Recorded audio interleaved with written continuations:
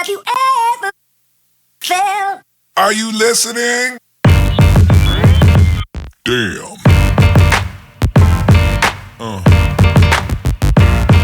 Yeah. Yeah. Yeah.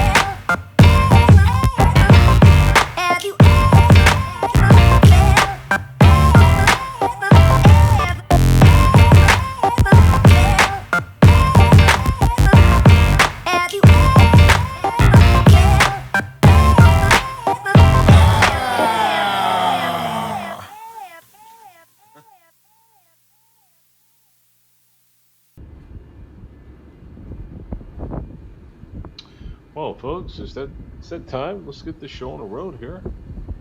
Welcome to this. Hey, Diaz. Hey, welcome, Diaz. Welcome. Hey, we're gonna do a pretty quick flight today. It's gonna be from Miami to Atlanta. Today we were gonna do our flight from Oman to Singapore, but that's gonna be a few hours there. So I went ahead and pushed that schedule out to tomorrow, but today we're gonna make it a little shorter here, being Memorial Day here stateside. Welcome, Diaz. I'm glad to have you. This is you can see it's pretty cool, right? This airport, this is Miami. I think I mentioned it to you all previously about this Miami airport, in which you can actually see the people inside the airport, which is pretty cool. I think this is this is pretty cool. I think, is my camera frozen here? Let me see here. I think my camera's frozen. Yeah, it looks like it. Looks like it's frozen. Let me fix that real quick here. I can fix that in a hurry. Alright, and come on, camera. Hang in there with us. Alright, so... Alright, now let me turn that camera back on. I see this guy sitting in the corner. That's not me. Hey, yes, yeah, thank you for that. I see, so yeah, we do have another a newly subscriber here, so welcome that one that recently subscribed to us. That's always a plus. That's great. The more the merrier, right? So yeah, glad to see we got another one here on board. Yeah, definitely. Thanks for that. Let me turn this camera back on. Let's see if we can get her going good here. Okay, save, then we should be active here. Alright, it should be on. If it freezes up again, I'll go ahead and readjust that. But anyhow, folks, look, Miami, here we go. Look at our airport, folks. Not bad, huh? Look at this. Pretty cool, huh? Look at this. I think only other one is kind of similar to this. I think is like Denver Airport that we have as well too. That's payware. So that's we'll leave it like that for now. While folks get ready to board and jump on this flight. Let's So folks, how long is this flight today? We have let's see, we have this flight's going to be an hour and 28 minutes. We got our Dreamliner again this morning. Just a real quick one to and from. I'm really trying to master all the techniques of this aircraft. So got another one this morning on the Boeing. I'm always up for options as far as what recommendations are as well too, as far as flights y'all like to see. But right now we're going to do the Boeing Dreamliner 787 again. It's going to be an hour 28 minutes, folks. Let's take a quick look real fast at our map and our route. Okay. I can't beat this into this terminal. This is so cool. I almost hate to have to cover up, but anyhow. All right, so folks, here's our map here from Miami to Atlanta. All right. So let's get right into our airport real quick and take a look at there before we even get started here. Let's dive right in. Okay, folks, we'll open up here just for now. All right, so we're gonna be parked right here at this terminal, and our runway is gonna be 09. Plan for 09 today. Like the winds are coming out of winds going in the western direction here. Let's look at our ATIS here. Winds are going, yeah, a 110, 7 knots. So that puts us on runway 9. That's correct. So we'll stick with that here plan so far. That's where we're going to be departing at. Okay, and our route, I can minimize this back now so we can see our folks there patiently waiting in the terminal. Let's do something on a fun, right? Maybe we do a mid-air flip or something. No. We'll get all kind of. I don't think those passengers will ever fly with us again. But yeah, we'll see what we have here. Hey, hey, Demas. Hey, nice to have you, Demas. All right, Demas has joined us as well too. Glad to have you here. It's only gonna be an hour and a half flight, Demas, from Miami to Atlanta. We have our map up here as far as our graphs. Let's step through real quick, folks. Yeah, thanks again for joining. We're gonna be departing Miami out of the Headley SID, as you can see here. Okay. All right. And from the SID here, let's do the overlay of the SID. Okay. 09, we're gonna be climbing 092 degrees, turn left, direct to Sinoy. Top climb is going to be 5,000 feet. All right, we're going to steady climb to VMAX, Headley, and onto our waypoints there. So we got direct to, what's this, Stymie. Then we got Airways, Quebec 717. We're going to come out of 717 at Shrieks. Okay. From Shrieks, we're going to go direct to Siri. From Siri, direct to Lars. And from Lars, we're going to do our star into Atlanta via the SIT 2. I don't know if I pronounced that right now. I'll probably chop that up, right? But I think we're close enough there. Let's look at our waypoints to their arrival for SIT 2. So we're going to be arriving in Atlanta on runway 09 left as well too. So it's just like the winds are still going westbound, right? So we're going to have to catch that westbound wind. So guys, has us going past the airport here via the start here, right, to Stump. And then we're going to make our way to our initial approach to 09 left. So let's take a look at Miami 09 left there real quick on that approach. Okay, 09 left on the ILS. Here we are right here, okay? We're gonna be establishing the glide slope at 2,700 feet, okay? Transition via Rhine, all right? And quick snapshot of our airport. Let's take a look at Atlanta as well too, real quick before we get going. Okay. Okay, and we're gonna be on 09 right here. Okay, we land 09 right. We're gonna probably exit the runway November 10, taxi all the way down to November 13, cross 09 left, and taxi into the international concourse right there. Okay, folks, that is our plan for today. Pretty straightforward. It's gonna be should be pretty smooth flight. The weather's great. Beautiful weather here today as well. So that's always gonna have a good impact on our flight here as well. All right, folks. All right, here we go. Look at this. This is pretty cool, huh? Pretty cool. No complaints about this at all. All right. Let's go ahead and head on outdoors. Let's head on outdoors and take a look around here a bit. Okay. See who else we have here online with us here at the airport. Let's take a quick snap here. Let's see. Do we have any other pilots? We are logged on to VATSIM. Okay. It's like we have much traffic right now. Make sure we are logged into VATSIM. Yes, we are. Okay. Let's get into our cockpit, folks. Let's get into our cockpit and let's get ready to turn things on. All right. Let's turn our instruments on here. Let's go into our overhead. Okay. Okay, 1 second. Overhead, here we go. Okay. Now, let's go ahead and turn on our, get our batteries going, folks. Get that going there. IRS, let's get those IRSs going on as well, too. Let's, first main things we want to at least get established and going on. We can turn our pumps on, why not? Okay. All right, storm's not going to come on yet. Storm light's not going to come on yet until we actually plug up those external units there. So let's go to our power module here on the corner here. Establish our ground. So we got our ground connectors going. All right, let's take it back up to our overview here, overhead, and let's fire this thing up. External power on. Okay, seats on. Got the storm lights on. Got it. Let's go ahead and start turning everything else on. Our AC buses, gens as well too. Well, window heat, why not? Get that going. We'll leave the anti-ice off for now. Let's get some air going into the cabin.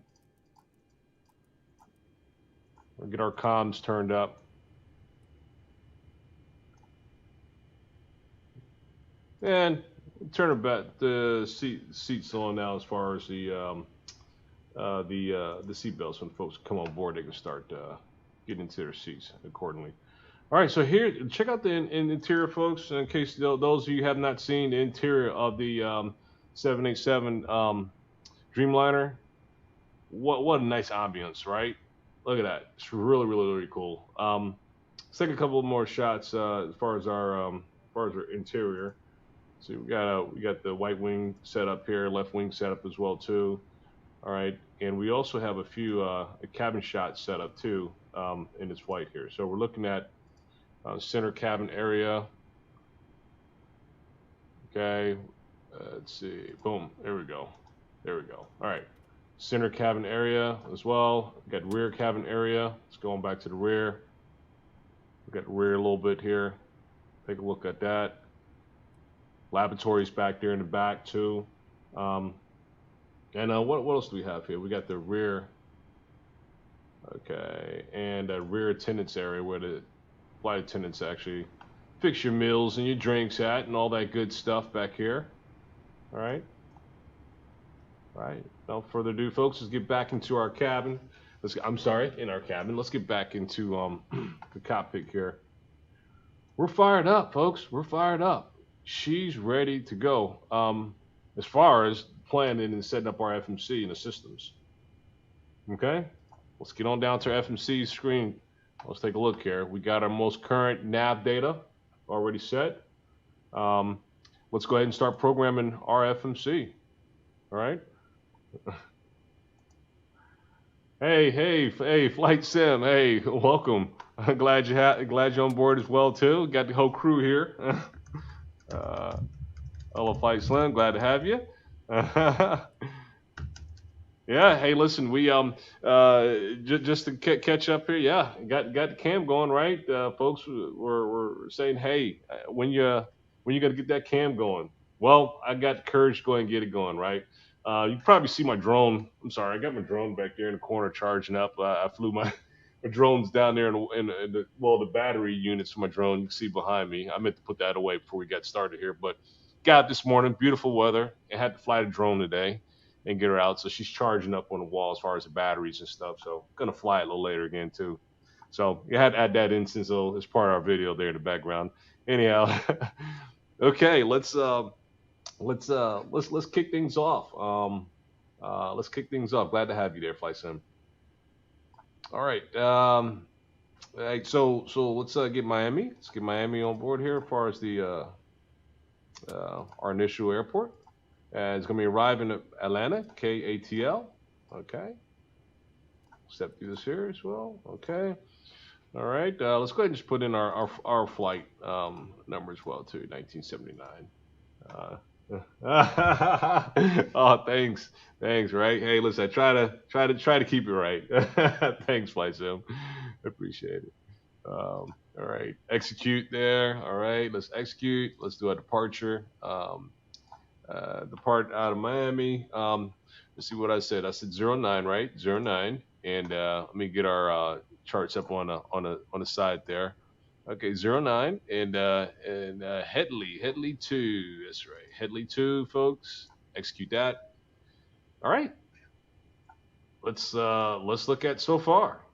So far we got everything set up all the way to Hadley. Okay. Now let's go ahead and start putting in our direct waypoints and everything else as well too, folks. Let's get started on that here. All right. So after Headley, I'm looking at it off to the side here. Stymie. This is going to be quick. It's going to be a quick setup here. STYMY. Okay. We'll get this here knocked out real quick here. And the airways, Quebec 77. Quebec 77. All right. And we're going to come out of that airways. And I always like showing this and demonstrating this to folks so they can understand these airways. So we already put Stymie in just now, right? We just put Quebec 77 as our airways, as our initially going to our airways. Where are we going to come out at Quebec 77? Let's look. And I always used to get this confused when I first started setting up a flight plans. Like why, I see Q77 multiple times. It just didn't make sense to me. It makes sense totally now. This is your highway, folks. Quebec 77. Where are you going to take your exit off your highway, right? These are all your waypoints on your highway for Quebec 77. That's just the logical way that I put it that made sense, right? So I'm on the highway, right? Quebec 77, all these different airways, right? These are all going to be within that airway. So we're going to come out of that airways at where? At strikes. See? So let's go and put that in. All right. Put that strikes in. SHRKS. Okay. Put that in. This is going to capture all the waypoints in between that we just saw. All right. Here we go. Make it easy. Direct to Laurie. LAIRI. Okay, direct. All right, and the direct to Lars. LARZZ. All right, and at that point, folks, that's all the way there until we get to into our star. Let's put our star in. It's gonna be Sith 2. A star arrival Sith 2. Okay, Sith 2 is our star. And we are going to transition via Lars. We already know that. Okay. Our runway, I said 09 left. And I did say Ryan, right? I did say Ryan is our transition, right? Let me double check. I do think I remember saying that. Okay, let's take a look again. Oh, not here, but here. No, I'm sorry. 09 left. There we go. 09 left. 09 left. Approach. Transition is going to be Ryan. Right there. Yep, that's exactly what we saw. Perfect. And that's what we'll put down here as well too. Ryan. Right there. Execute. Folks, we're set. Let's look at our plan. Let's walk through it real quick to make sure our plan looks good. And then we'll be one step closer for our departure here. So let's put our map into plan. It's in plan mode. Put our range out a little bit. Yeah, I think that's about good for Okay, that's good enough right there. And let's step through. Let's take a look and step through our route. Looking at it on the map here, see anything jumps out that's crazy, and we'll fix it. Well, discontinuity. Ah, there we go. Let's put Lars where that discontinuity is. Execute that. Okay, we connected. All right, let's keep it moving. Step, step, step. Okay. Fries, shirt. We're already into our star going into Atlanta, right here. Ah, we got vectors there as well too. Stop. We're gonna leave the vectors on just in case air traffic comes on board. We'll continue flying at heading of 275.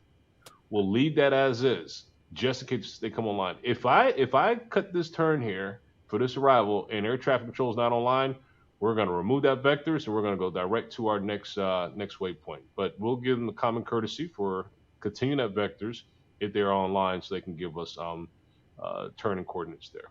Okay. Our discontinuity. Let's fix that now, folks. Let's fix that discontinuity. It should be Ryan. Let's go back here. Stick Ryan right in there and execute. Perfect. So let's walk through the last page there where that vectors is. The vectors are still there. We want to keep it there for now, right? And that's going to be our initial approach into ATL right there, 09. Flight looks good. This is our miss approach route there. Okay, let's get rolling here, folks. Let's that is done. That piece is done. Oh, one more thing. Let's take this back to our map, and let's go set up our VNav.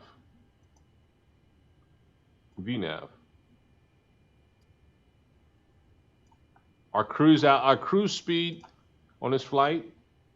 We're going to top out at Mach 0.85. Mach 0.85. Okay, and we're going to cruise. Our cruise altitude is going to be. What's our cruise altitude? It's going to be 380 for our cruise altitude. 380. Okay. All right, let's ignore all that. We're good. Okay, so we're set. We got our cruise information established. We got everything set up in there as where we want it to be. And folks, did my camera freeze up on us again? I'm taking a look at it. It's like I'm just stuck there, but I'm really not. I'll fix that for us too here again. All right, so let's look at. So we are showing that things are going up here, right? Our climb.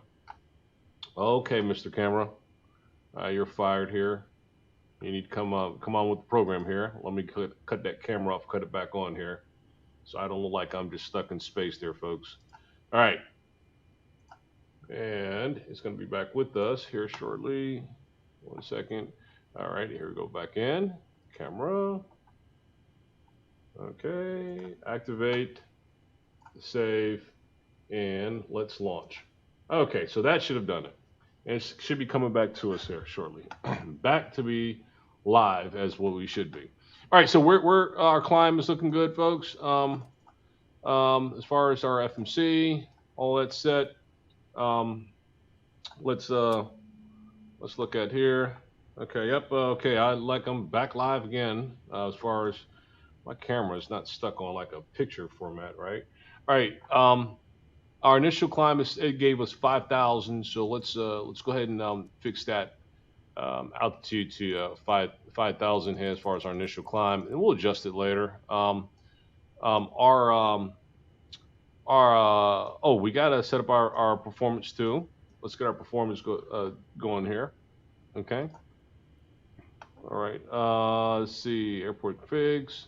Back to our main screen here. Let me go back to our main screen. Okay. Boom, boom, boom, boom. Initiate. Okay. Airport config. All right, folks. Let's put some information in here. How many passengers are we going to be flying with today? Probably 3. Yep, 350. It always seems to be 350. It always seems we have a Hey, oh, that's not it. Seems like we always have a full load of passengers here. Okay, so passengers, we're going to put a total of 350 on board. Total 300. Max it out there. Good, cool. Cargo. What's our cargo?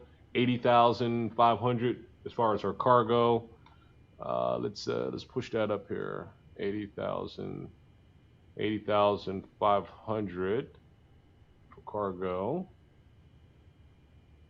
Come on, get close to 80,500. All right, there you go. That's good. 80,500 for cargo. Our crew.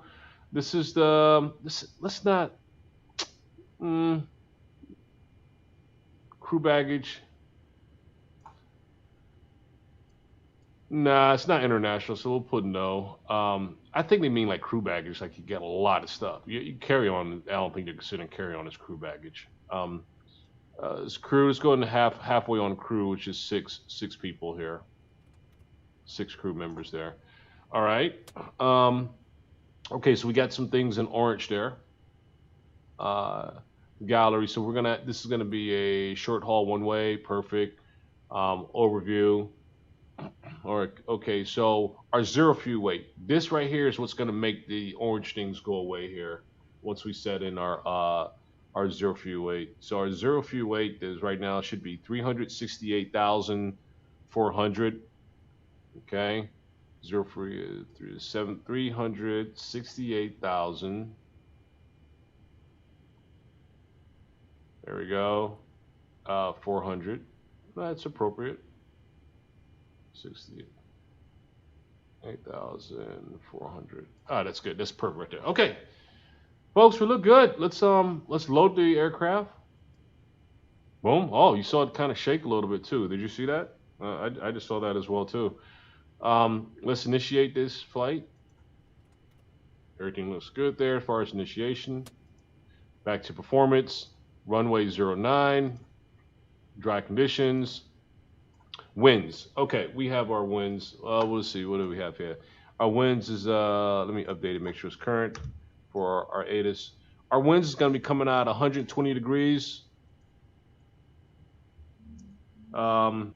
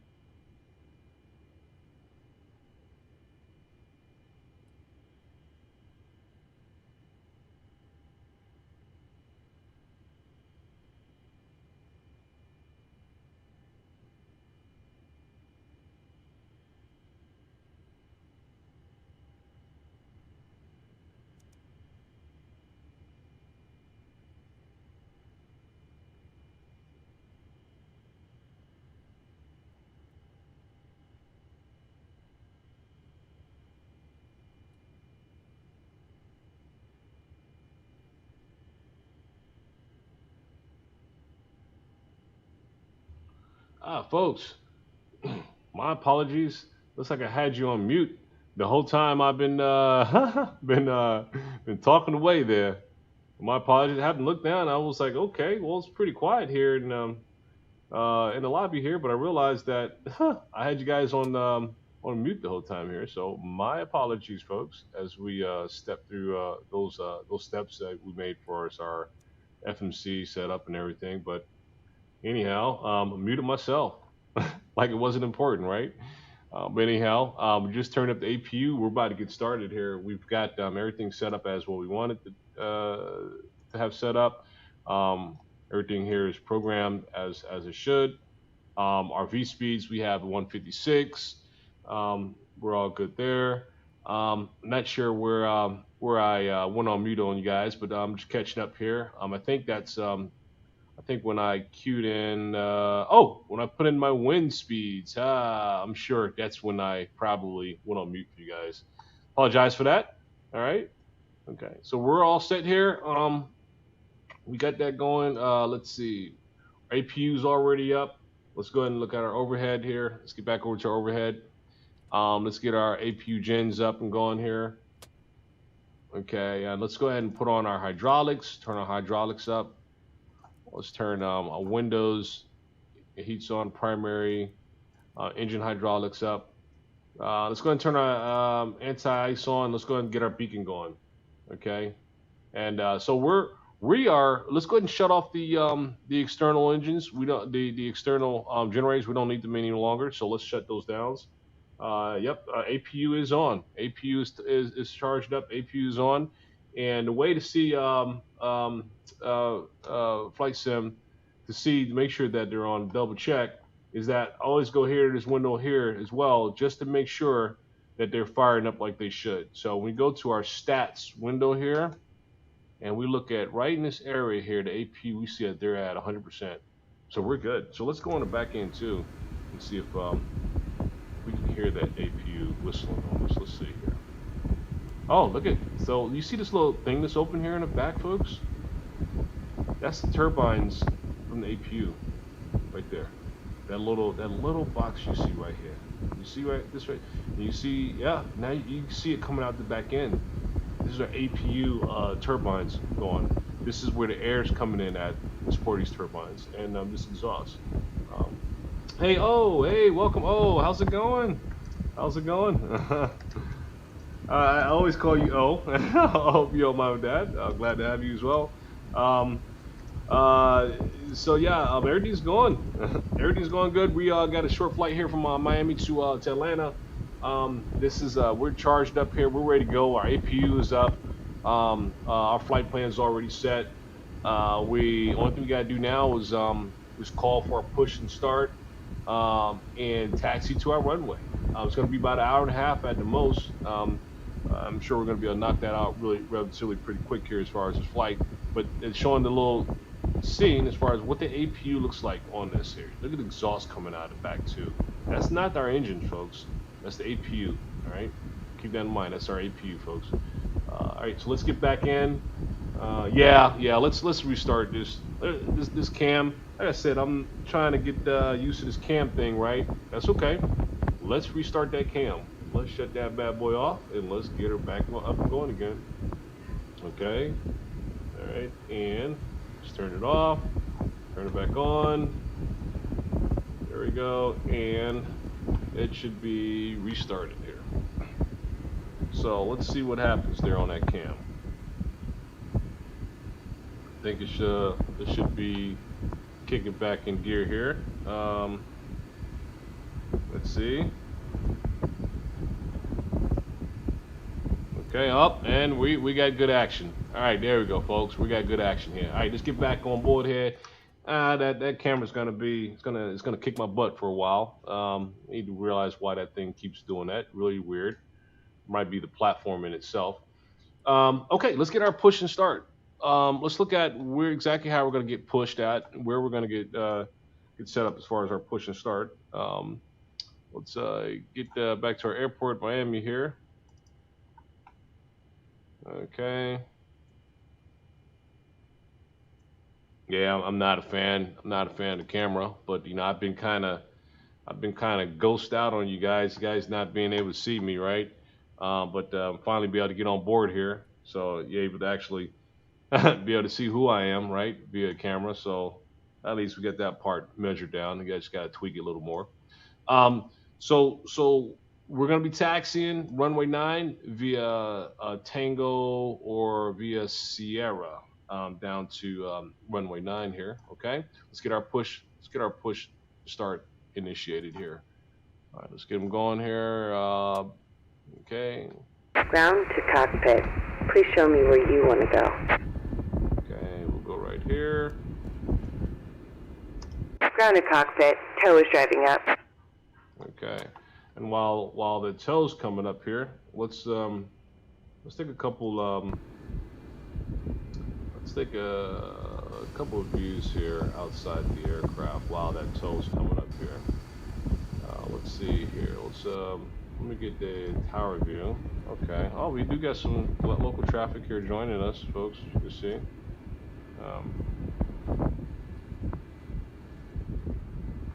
Yeah, we got some local traffic joining us here, which is good. Okay. All right.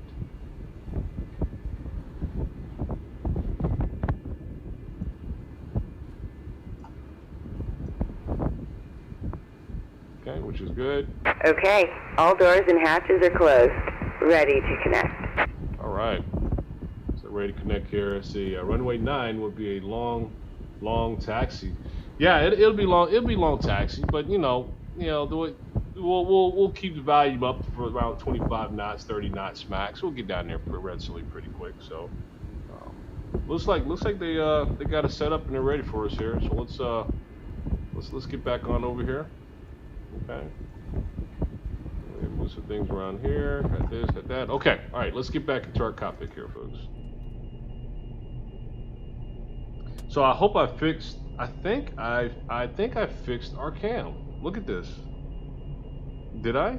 Or did I speak too soon? Did I? Let me see. Yeah, it looks. Tow connected and bypass pin inserted. Release parking brake. Our cam looks better. All right, I figured out the problem. I went in and tweaked a couple things. I think that's much better because it was kind of annoying me a little bit as well. So, all right, let's go ahead and get this baby pushed back here. Let's go ahead and move our brakes as instructed.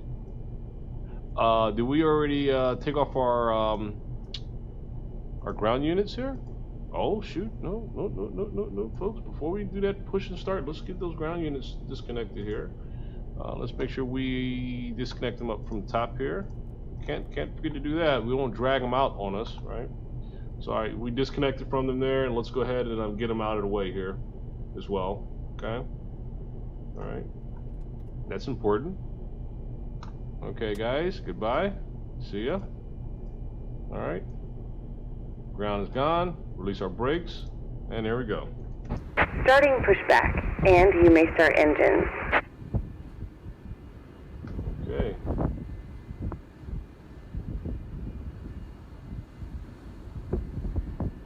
She's pushed back, folks. She's getting started here. Let's go ahead and let's just juice it up. Let's put a little bit jet fuel in these engines, and let's get her going. All right. All right. Let's get into the cockpit here. All right. Let's go up top, overhead. Relatively easy as far as setting up this aircraft. As far as the startup, it's pretty straightforward, folks. This aircraft, you can actually get them both at the same time. Okay. Start for both engines. Come down to our low level here, and then give it the fuel. Right here. Fuel won't run. Fuel run. And it's gonna start turning up on us, both of them. How's that? That's all we need to do. That's it. All right.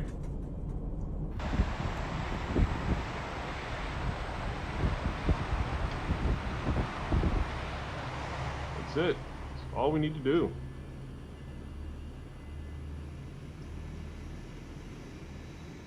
Good start.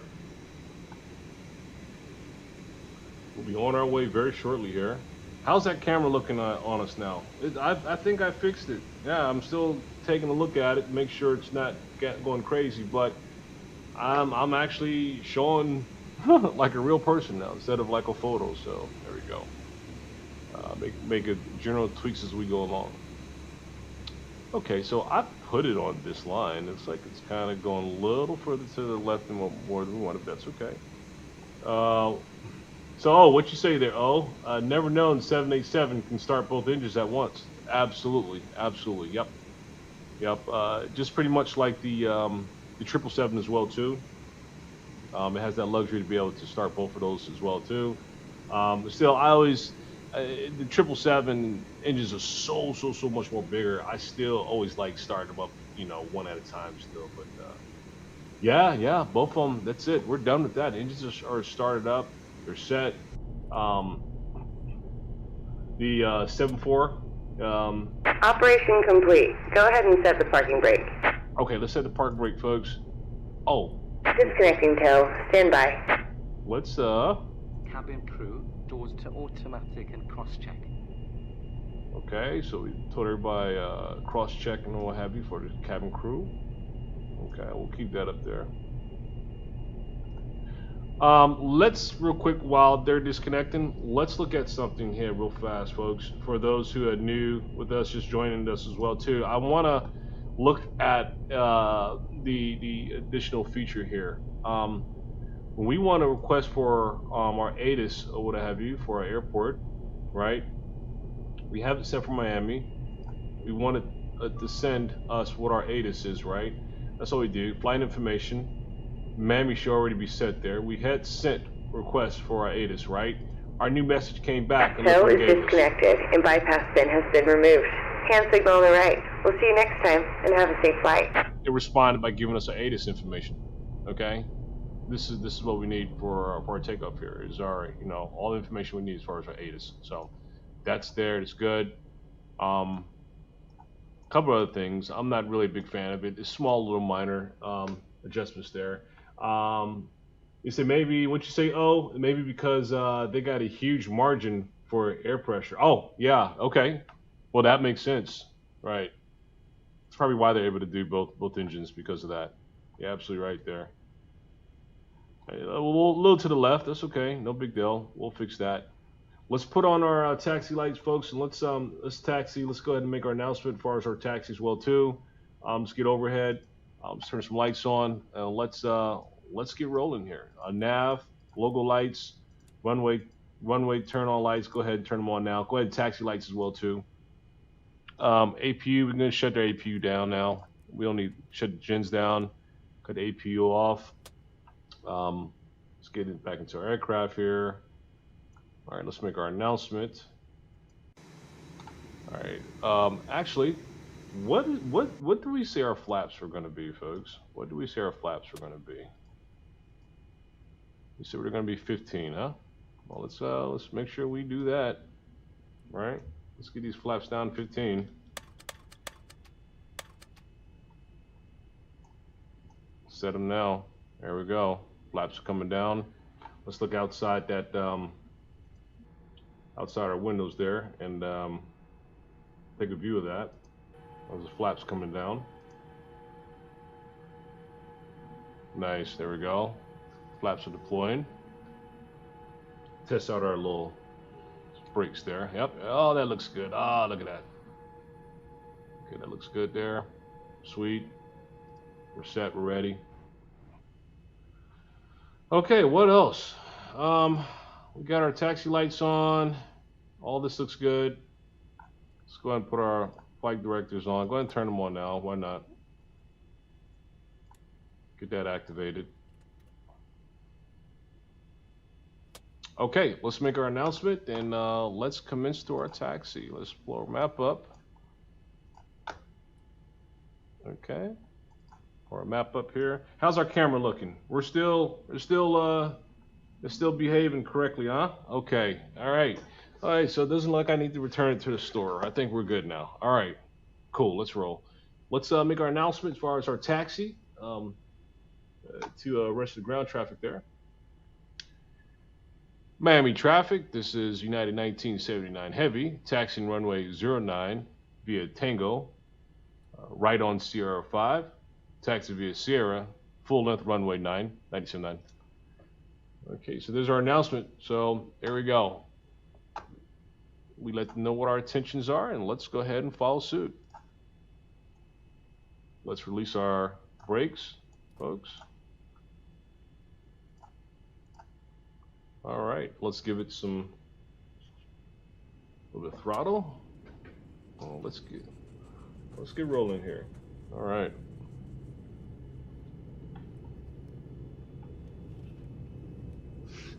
All right, taxiing the runway 09. Here we go. Let's go.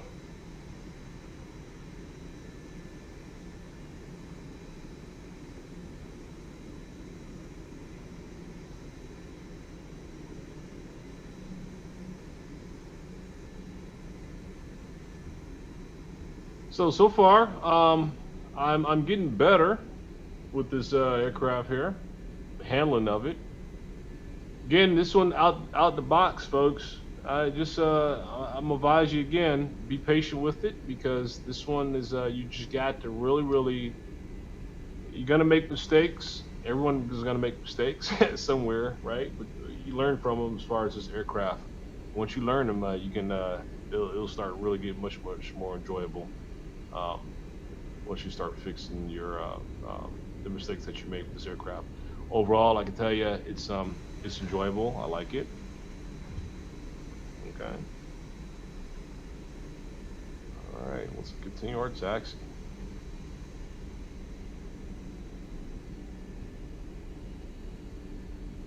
Okay, we'll go ahead and go straight across the Tango there. We didn't hear anyone else acknowledge us or anything when we made our announcement to traffic, but that's all good. I think we're in the clear, and no one's taking off right now neither. Okay. Yeah. Delivery's not bad. Delivery is pretty good, actually.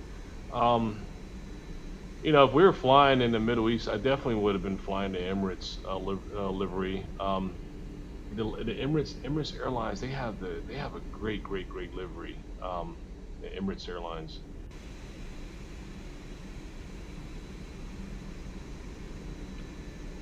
Yeah, but definitely United is 787 is one of the best, for sure.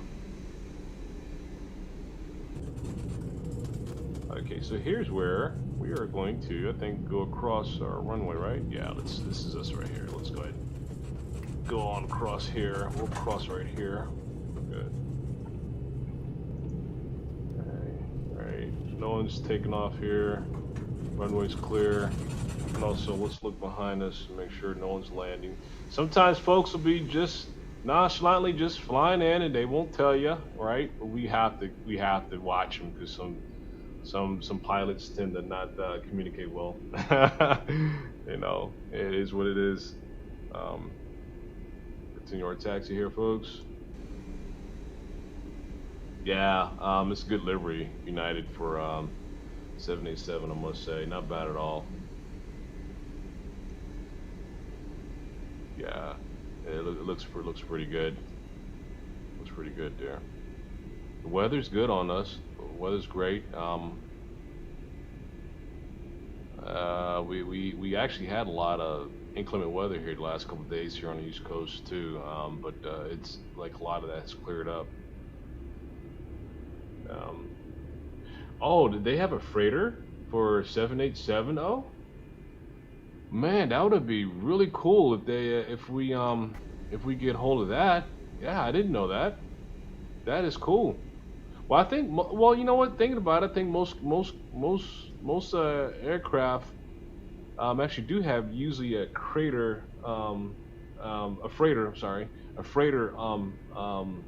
unit as well too. So yeah, I didn't think about that, but that would be really cool. I'll be have my eyes open for that. But let's think about that now, folks. Let's talk about that real quick here now. Okay, the design of this aircraft, right, and all the technology they put behind it is geared more towards the customers, right, the passengers, right, the ambiance as far as the lights that changed and all that, the windows that automatically shade when you hit a button, the wings that kind of flare out like a bird when it's flying. So, but all these different things is, I think, really is for efficiency and also for the experience of the customer, right? And that's kind of a lot to put into a freighter, right? Because the freighter, who else is going to really get the experience, enjoy that, but the crew themselves, right? So I don't know. Good point. Let's turn right here. Let's make this turn right here onto Sierra.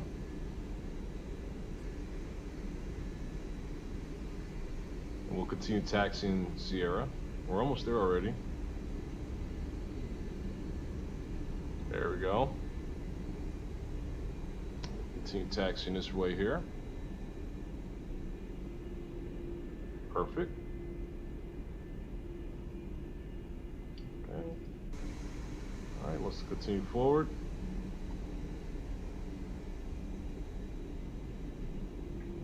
All right, and let's get back into our cockpit here. All right, a lot of things are shaking around. You hear all that? Wow. Let's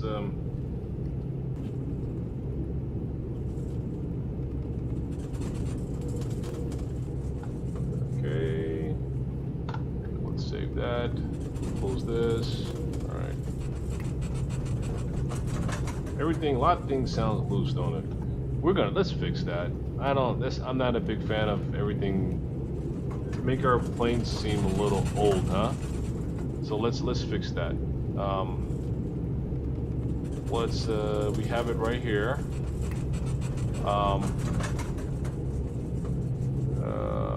Ground shakes, let me see. Okay, not that. It's one of these here. Let's see, cockpit ambience, no, engines, flaps, floats, G, grass strap, ground effects, no, it's wind, no, ground shakes, no, it's not it, thrust, speed, brake, drag, no. Surface turbulence, no. I figured it's one of these. Turbulence shake, no, that's up in the air. Main, front, touchdown. Surface turbulence, no. Okay. I think. Is it this? Let me see.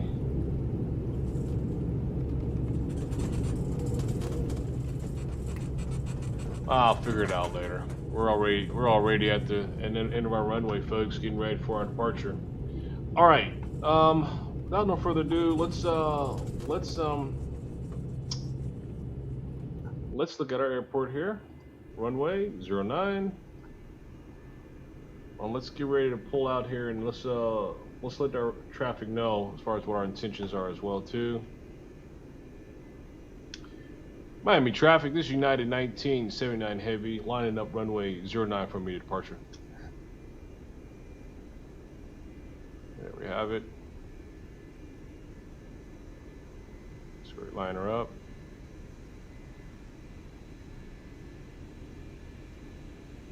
Oh, so the 767. Yeah, okay. Yeah, the 767. I'm aware of that. And that 767, I'm not sure if any of you have the 767, but that one costs a lot more than this aircraft as far as purchase it to fly, such as on XPlane. But it's certified by Boeing, folks, the 767, and you do get what you pay for. That's a good buy on the 767. Folks, let's line up here. Let's turn on our departure lights here. Let's put on our strobe lights as well too. Let's get back inside our cockpit here. Let's go overhead. All right, so let's turn our lights on here. Okay, strobe lights is on. Everything's set there. Let's take a look outside. Look around our aircraft. She looks great. Like she's ready. It's like she's ready to go. And how's our camera holding out? Still holding out good? Okay, camera's still holding out good for us. I'm not frozen like a picture no more. All right, now look at that APU, folks. Remember how it looked previously when we had it on? Steam coming out the back, and the compartment here was open. Now since she's off, right? So that's a good visual there. They are capturing that. All right, so we have nothing coming, but let's go ahead and get in our aircraft. Let's go ahead and get taken off here. All right. One last quick cross check here. Everything seems to be in place. Flaps are set. Oh, what about we want to arm our speed brakes there as well too. Okay. Let's put up our departure SID map on the side, so we can trace and track that as well too.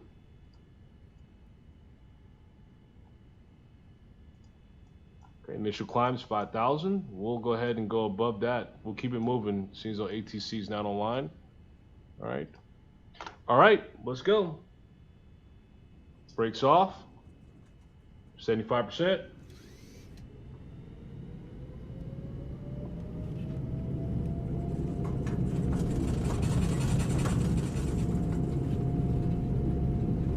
Toga.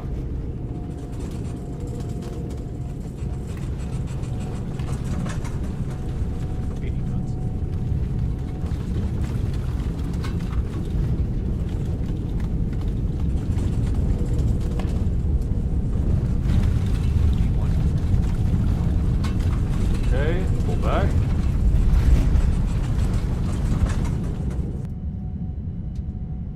Positive rate. Positive rate. Gear up.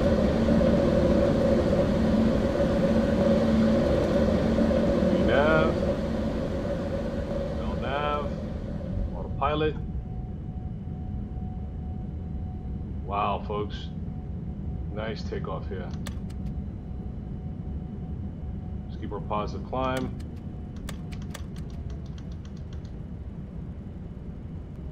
Okay, flaps up.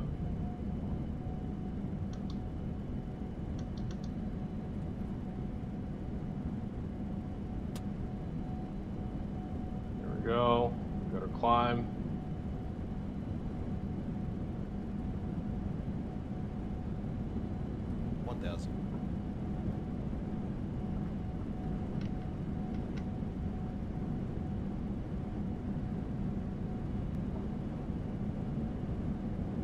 Okay, nice climb, folks. Good. Come off the yoke here a little bit.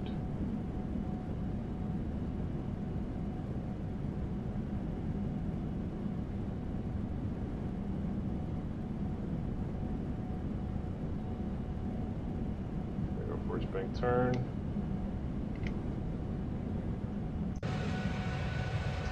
There we go, folks. Climbing out of Miami.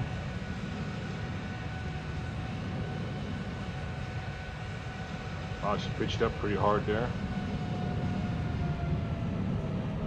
Ooh, wow. She pitched up really hard. And she said, I have confidence in it. She's okay. She's okay. Look at that, she pitched up, got up over those clouds. We don't want to see her do that. Let's get back in this cockpit here. Let me not be too confident on that. Okay.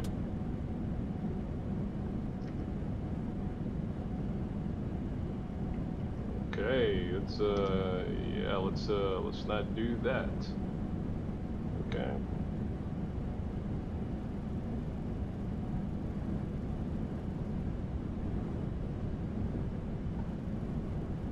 VNav's back on. Got good climb still.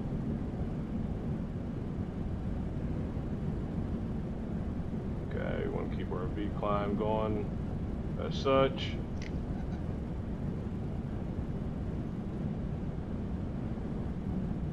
Let's bring this speed down a bit here.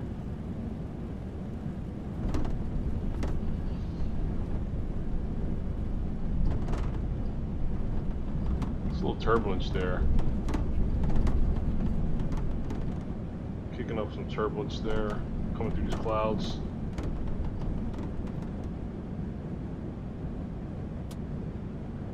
Let's get our speeds down to where they should be. Appropriate speeds here.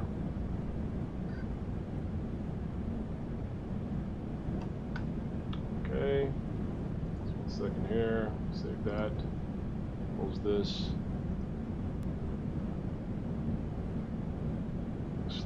Slow this bird down here.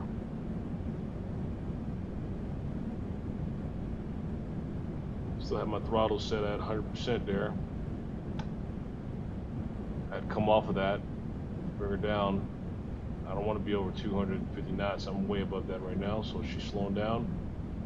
Okay, let's overhead. It's good to shut off our overhead lights here, folks. Okay, take off lights there.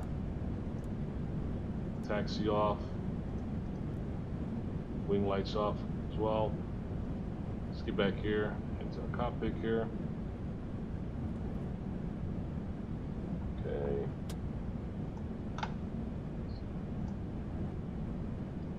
All right, how are we looking? Okay, so it came off of that throttle, and looks like it's settling back down where it needs to be. That's something I need to focus on as well too. Folks as well, that's for everyone else as well too. When you're taking off here, watch your throttle controls. You have it on automatic here, automatic throttle, right? So allow it to do its thing, take your throttles down to 0 and allow it to automatically keep your throttles up to what it should be, which is 250, okay? Our altitude, let's go up to our cruise altitude, folks. We have 380. Let's go 380. Let's go 380. Okay. All right, let's do flight change on that.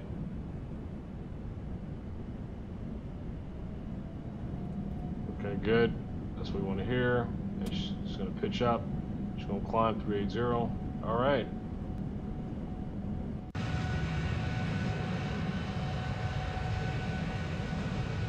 Continue our climb up to our cruise altitude 380. Good.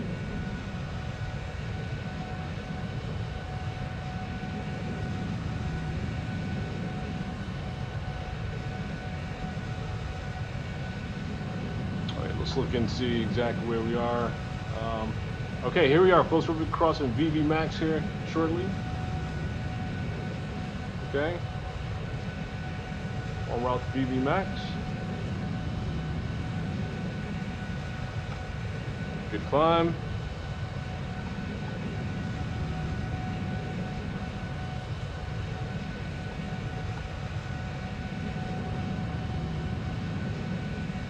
Okay, did our so that crazy camera bail on us again, huh? Okay, let's see. Let's put something else up there on this.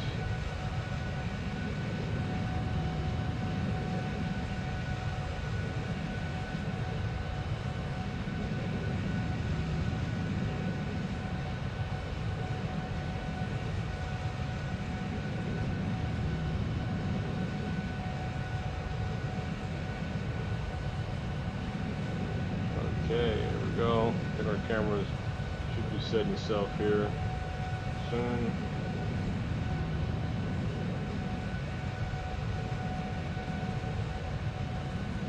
Okay, steady climb out of Miami.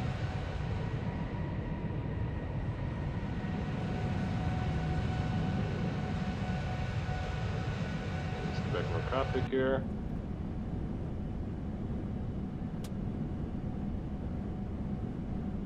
Good climb, folks. What rate are we at? Oh, 3,600 on that climb. It's a strong climb rate.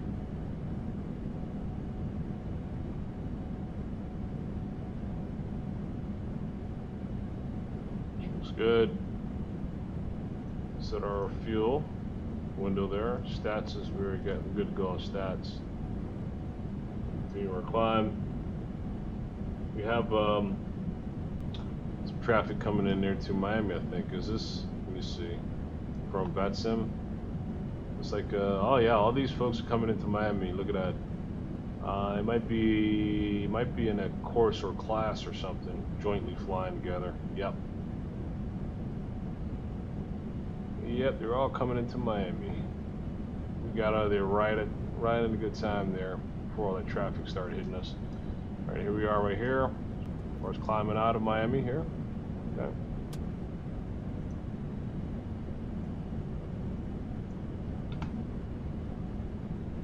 Okay, we're up to 16,000. Steady climb.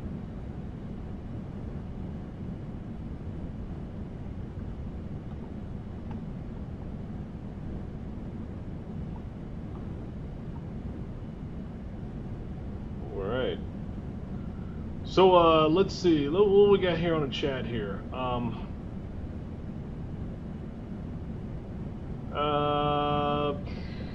So Flight Sim, you says that every Flight Factor's Boeing product is certified. Okay, okay, that's good to know because this one is Magknight. This one because it's not Flight Factor. Flight Factor is good that they're getting those the software delivered being certified, which is great. Magknight here, as far as us flying the 787, does not. So that's so Flight Factor. I tell you, they get a lot of kudos from me for going to that extra length there to get that product certified by Boeing. Yep, that's good for Flight Factor.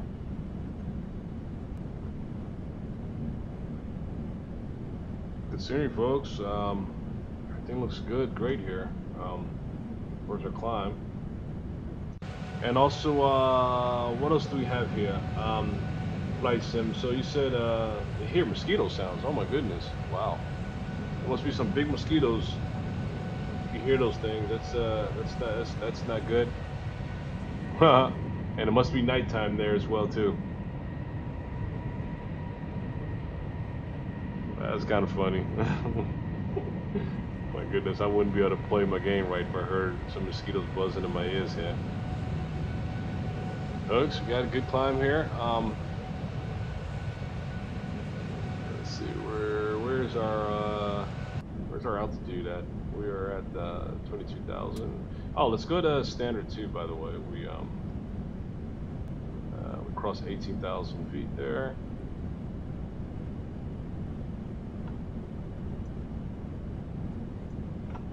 Okay, still on our climb. Just past Headley. Look at our FMC real quick here and look at our progress here. Okay, so we're only 352 miles before our top of descent. That's relatively quick here. Not too far for us here. Let's bring our range down, up I meant, a few notches there. We're crossing 24,290 knots. True ground speed, I'm sorry, ground speed of 430 knots. True airspeed of 427, meaning that we do have a little bit tailwinds. Oh no, let's see, ground speed. Yeah, we do have, we're catching it kind of from an angle. We're getting like 10 knots, 11 knots of tailwinds. Okay. This is a big lake here in the middle of Florida.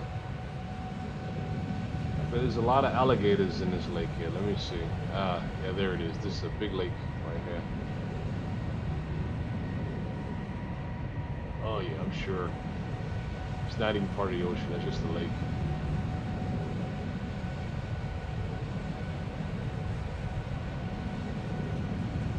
All right.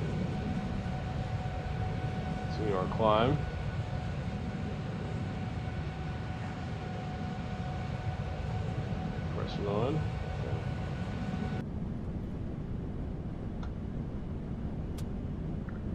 There we are, folks. We're starting steady climbing up to our cruise altitude. Hey, just real quick here, by the way.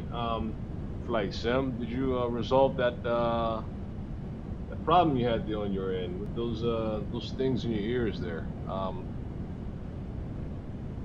Mosquito sounds in your ears. I tell you, that's doesn't sound like that's a good thing. All right. Good views, folks, out of the. Let me look at the co-pilot's view. Let's look out his window as well. Nice scenery there. Well, really nice scenery. So we continue our climb up to 380. Let's check our passengers. Let's check our passengers' view as well too. So earlier I mentioned about one of the nice features with these aircrafts with the this button here on the 787 Dreamliner. So you notice, if you look at this, right, if you notice, there's no pull down shades, right? Well, this 787 Dreamliner, they went a couple steps further here.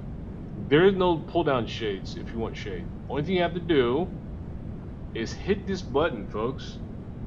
When you hit this button here, the window automatically tints to a dark tint to block the sun. It gets to a dark tint and then it works its way almost to completely blacked out. That is so cool. You hit it again and that tint goes away. The tint goes away and you can see clear out the window again. Folks, I couldn't believe it until I actually flew this flight from the States to London, and I flew on the 787 Dreamliner. And the first thing I did when I got in my seat, I hit that button, and it was so amazing how that worked. That is so cool. There's no other flights out here I know that does this, that has this feature. There's nothing else out there like that I'm aware of. It's good passenger view on the right side as we continue our climb.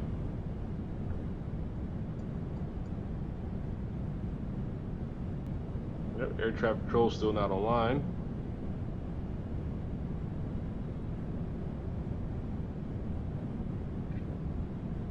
All right, those of you, so you're aware, this flight is not going to be that long. It's going to be relatively pretty short here. Once we hit cruise altitude, before we know it, we're going to start our descent procedures for our arrival as well. So, all right, so let's double check our camera again. Yeah, okay, I'm hanging in there. Looks like I'm not a still photo anymore. It's like, again, it looks like I think I have fixed that problem there. So I'm gonna keep checking that. All right, our climb rate is still in effect, folks. This is such a good view out of this, out of the right side here, cabin view, nice and smooth, right? Great scenery too. All right, let's get back in the cockpit here.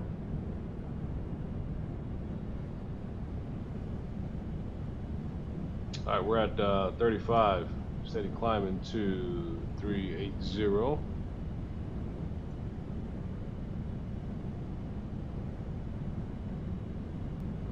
Okay, then when we hit 380, we're gonna be leveling off and picking up to Mach 0.85, I believe. Mach 0.85, yeah. As soon as we get settled here, folks, I'm gonna grab me a glass of water. So I'll be stepping out for like 1 minute. Just grab a glass of water once we get settled here on our cruise speed. Let's just keep climbing. We're almost there now. 2 more thousand feet to go. Let's see a lot of messages popping up from pilots there. Arriving into Miami. It's got a lot of traffic coming in Miami all of a sudden with that line of pilots that we saw on the previous screen there. As a matter of fact, let's look at it again. who these guys are. Yeah, look at this. Yeah, and they get some storm clouds there over this area as well too. The tropics. This guy's turning in for that final 09 that we just took off of. Everybody here is flying into Miami. Wow. I'm totally surprised air traffic control's not online yet. And here we are, crossing over Orlando here shortly. Okay.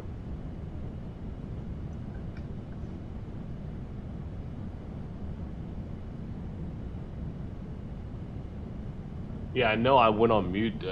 Okay, we're about to be at our cruise altitude here. Here's 380, about to hit it right now, folks. And boom, and she's leveling off and picking up speed to our cruise speed of 0.85 there. Here's picking up. Okay, I was mentioning, folks, earlier, I think I had you on mute here. You shouldn't hear me, but I was talking about those things you see behind me, which is right there behind me on the floor, on the ground there. As you see, those are pieces to my drone. I took my drone out flying today. It was such beautiful weather here on the East Coast here in the States. Took my drone out flying today, and those are the battery packs that I'm recharging. So they're sitting in the corner there, and I realized they were sitting in there when I started the video. So they're part of our video. Yep, right back there. Beautiful day to be flying drones. Those of you, any of you that are interested in flying drones, I tell you, they're a lot of fun. They're a lot of fun. I'm just now getting into video editing with my drone too, and I'm gonna probably put it on my channel here. Some good drone video edits that I want to put on my channel here. That I'll be planning on doing that here very soon. Just fine tweaking the nature as far as pulling the data together and fixing it and all that, and developing all my videos into a nice slide there. So we'll be doing that shortly. All right, where are we at now? We're at 380, folks, and looks like we have met our cruise speed too. Okay, cool, good. Okay, let's let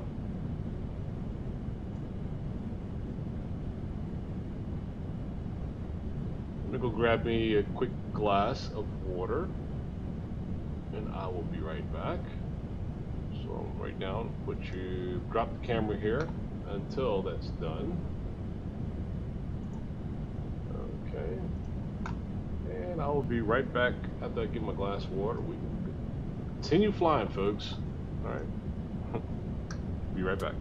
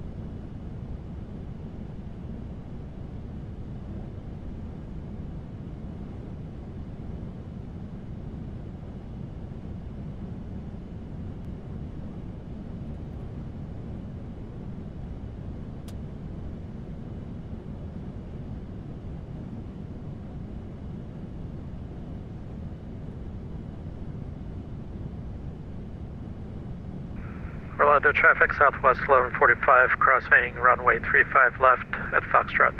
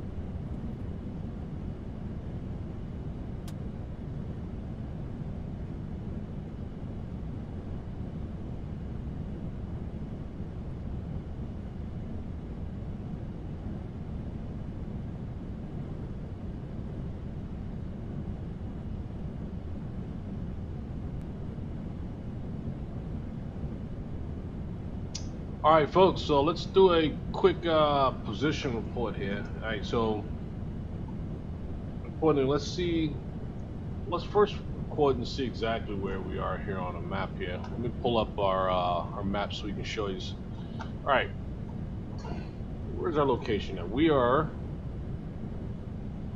We've gotten all the way up here now. We'll be soon descending for our arrival in Atlanta here very shortly. Okay? Be there very shortly, folks. Our FMC demonstrating that we have 229 nautical miles before we get to the top of our descent here for our arrival into Atlanta. We're gonna be landing east, just as we took off from Miami due to the winds. All right, let's go to a quick exterior view here. Skies are really nice today. Weather's not bad at all. Weather's nice here on the East Coast states here for Memorial Day. Scenery here is great. That's Orlando right there. We just passed. I just showed you. Let's go back to it. Let me show you. Orlando Airport is right here, folks. Right there. There's Orlando Airport. Okay, so right over that already. Didn't realize we crossed that just that quick, but we just crossed over Orlando, continuing our cruise there. Let's get a couple more exterior shots that we'll look at here. So just capture some scenery.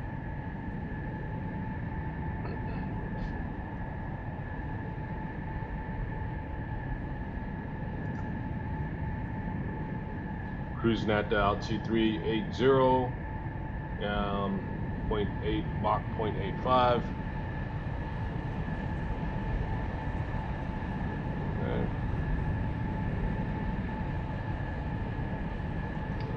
Let folks know that I am back as well too. Chat. There we go.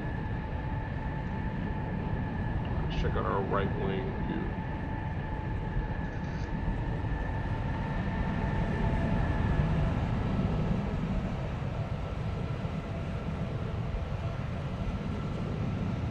Okay.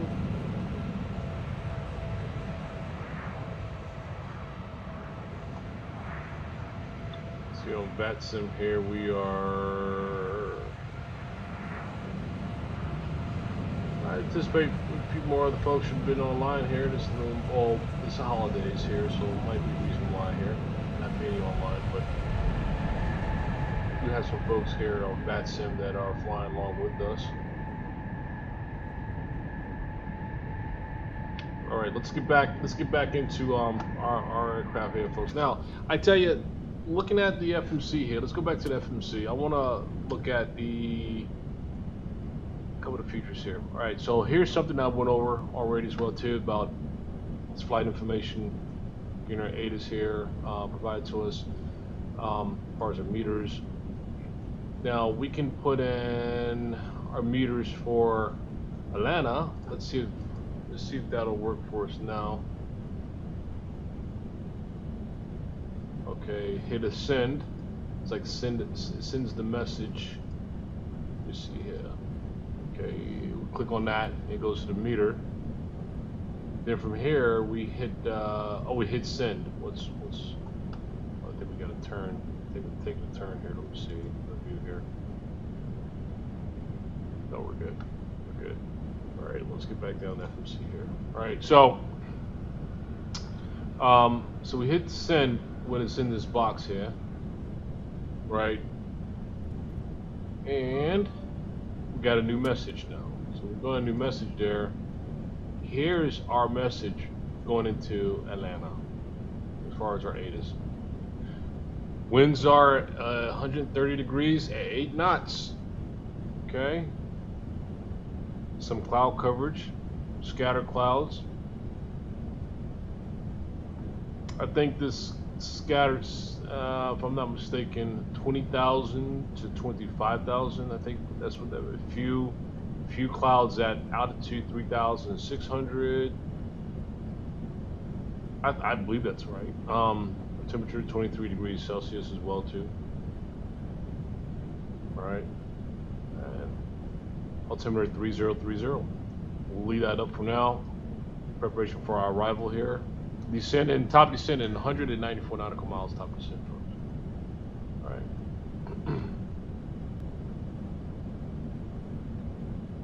Okay, we're going to descend in, we're going to be after Laurie into Lars. We'll start our descent. So Laurie and Lars. Where's Laurie and Lars at? Laurie and Lars. Okay, here we go. Right here, Laurie, between this area, right around here is where we're going to start our descent to Atlanta. Okay. All right, let's continue tracking forward, folks. We're going to pull this here off to the side for now. Yeah, let's get a better view. Let's get a better view here while we're flying here. And let's turn our range up a little bit as well, too. Okay, I think that's good. All right, ranges, things are a little busy there.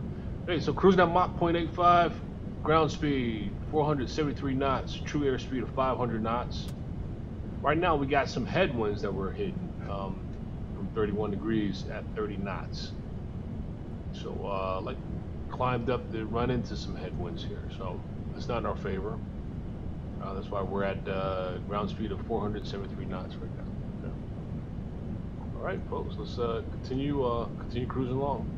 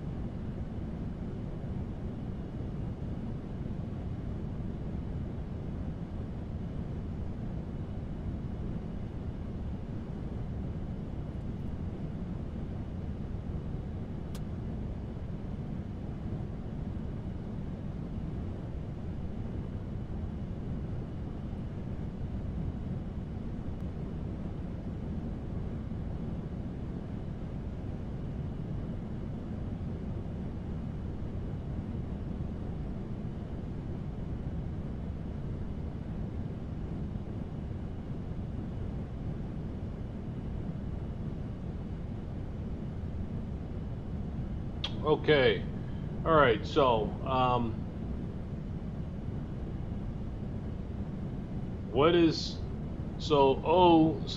has a quiz here.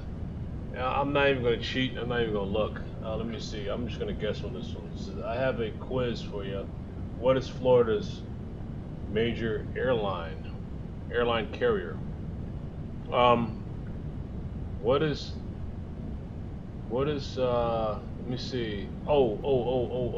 So when I fly I don't fly this airlines, but I notice it a lot. But they have good price tickets to fly. Is JetBlue? Is that right? I know I fly United anyway because I'm just a loyal United customer. I'm a loyal United customer. But is JetBlue the major airline? Let's see.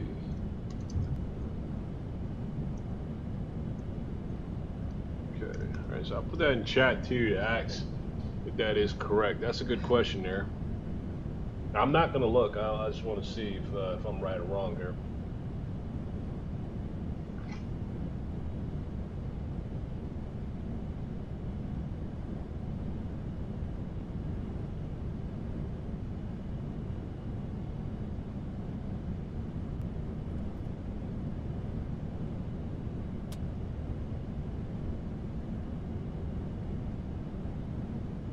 American Airlines. Oh my goodness, is it really? And James, thanks for that response there, James. Is that right? Oh, JetBlue. Let's see. So JetBlue has network base. Answer was Silver Airlines. Hey, James, that was a good response, James. If I would have thought American Airlines, I would have said American Airlines actually. I didn't think of that, but that was a good call there, James. But what is this Silver Airlines? Silver Airways, really? And that's their major? Okay, strange, but I'll definitely take a look at that one. I've never flown Silver Airways before. I wonder why are they actually considered as their main airline out of Florida? Silver Airways? I definitely would have thought of it American though. At first, my first thought was JetBlue, but American, if I thought about that, I definitely would have said American for sure.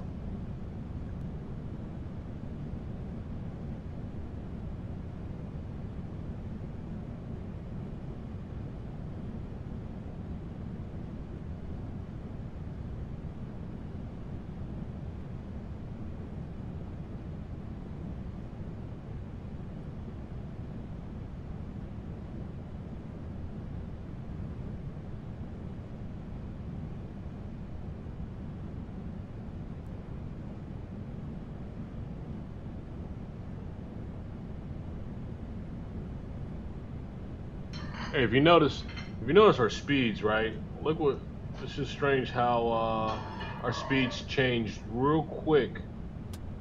I think that's based on the something to do with, I don't know, the turbulence or something caused this change, but our speed actually really did change on us. Let me go forward on our throttle and see if we can make a difference with that, but that's weird how our speed really changed on us.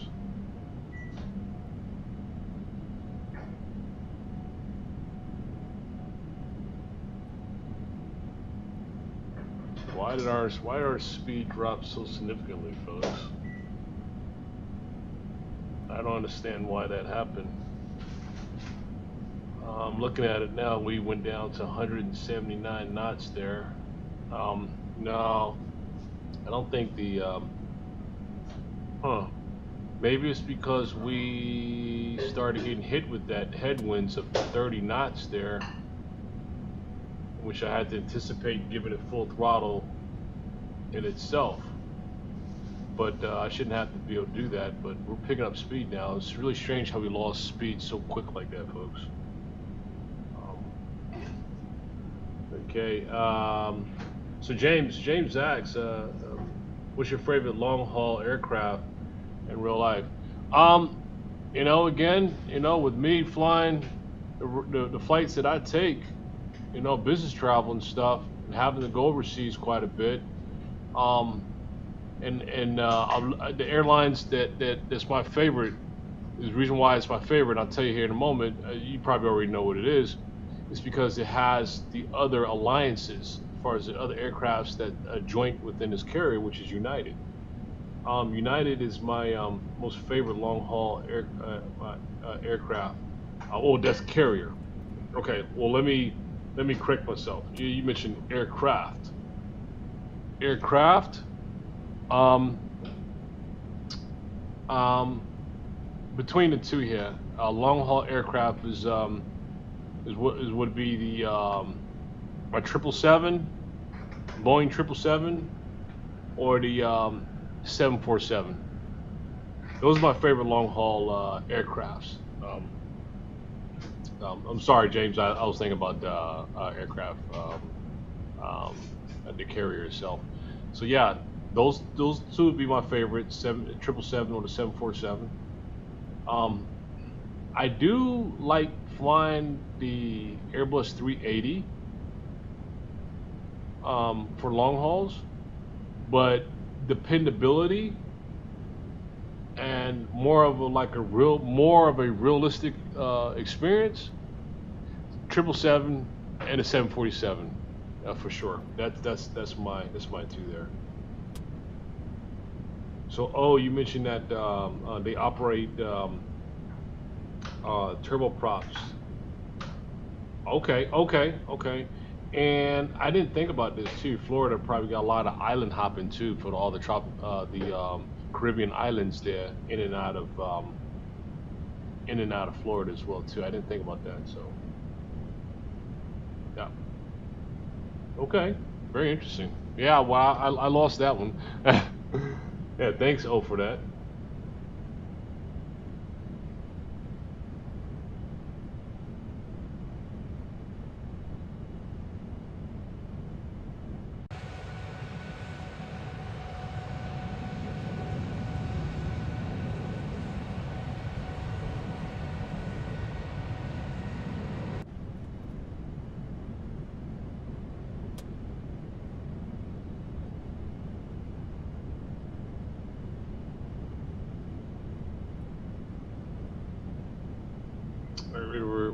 We're steady climbing back up to our speed, folks.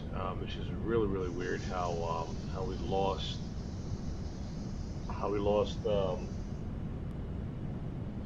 all that speed there. I'm glad I was looking at it, but I didn't notice it until we were down to already like 180 knots, right?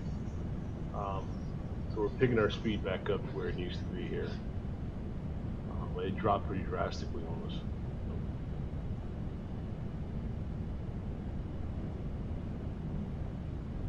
So a couple things here. I'm starting to take more notice is this as well too, folks. Pay attention to your throttle control. Pay attention to your throttle control. My throttle controls are pulled all the way back because right now I'm dependent on the auto throttle controls, right? The auto throttle arms to keep us where we are. Apparently, it's on, right? It's on. Auto throttles, right? But was it giving us what we wanted it to? No, because our speed shouldn't have had dropped down so significantly like that. So now I'm having to manually go full on our throttle, as you see, just to get us back up to our cruise speed there. And then I'll come back off our throttle and allow the auto throttle to continue doing its thing. But it shouldn't have. It should have remained operational. There's another example, folks, of a certified Boeing product and one that's not. Okay? I think we just proved that fact there.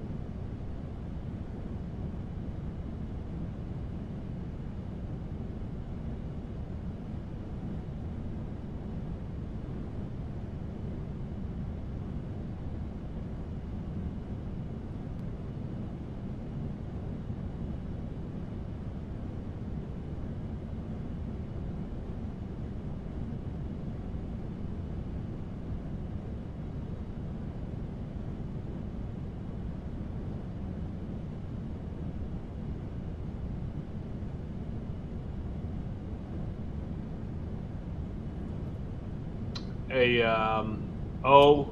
thanks for the response. So yeah, sometimes that does happen when you're too high, right? But no, look, reason why I don't think that's a factor, because you see our full throttles got us right back up to where we should have been. You see what I'm saying? So what should have happened was this. When it sensed that, see now the auto throttle, see how it's coming back on its own now, slowing off, like coming down by itself now? That's a good response, right? But if we're losing speed, it should automatically go full. I had to manually put it on full. So, in some cases I will say the altitude is a factor. In this case, no, it's not a factor. That auto throttle should have went full forward to get us to where we need to be, and it wasn't doing it. So, yeah, but that's definitely a good point, though. That does happen. All right, so what you say there, James? Let's see. Sadly, you have never flown the 747, but I am a current first officer on a 777 and 787. Oh, congratulations, James. That's good to know that. Wow, that's good to know that we actually have a real live pilot on board with us, James. James, that's kudos to you, James. I definitely salute you. Thanks for your service as well. See, the latter of which I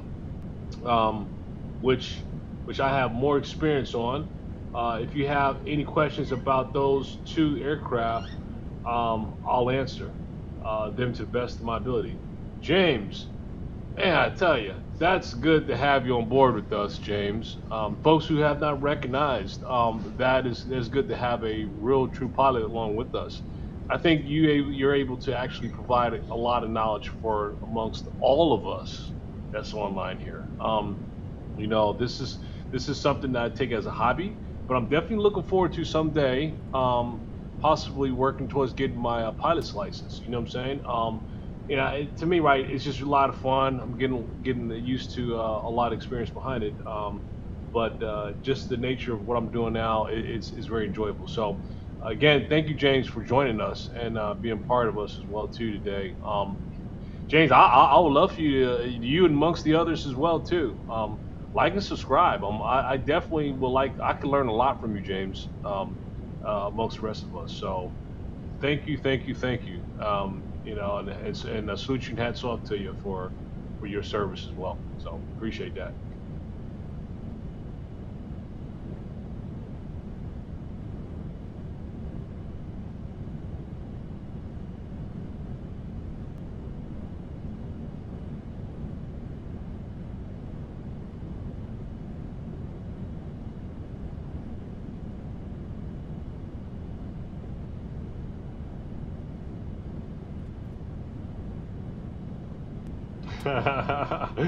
Oh my goodness, that's too funny, James. That 777 though. Oh my goodness. So James, tell us all. And I wish there was like audio, right, where we can hear everybody talk, right? I wish they step things up here on YouTube, right? But but here it is though. I'm gonna put it out there. That 777 is that, I'm telling you, I think that has the most powerful turbine engines on the market here, as far as an aircraft that only has two engines. Is that true? I mean, that thing is a beast. I mean, when I fly that overseas, when I'm as a passenger, of course, and I'm not a pilot, but I mean, that thing is so powerful. I love that 777. That's I think it has most powerful engines on the market. I believe that is the case. And you says, so I heard the 7.8 and the 7.7 has the same type of rating, very similar between two of them.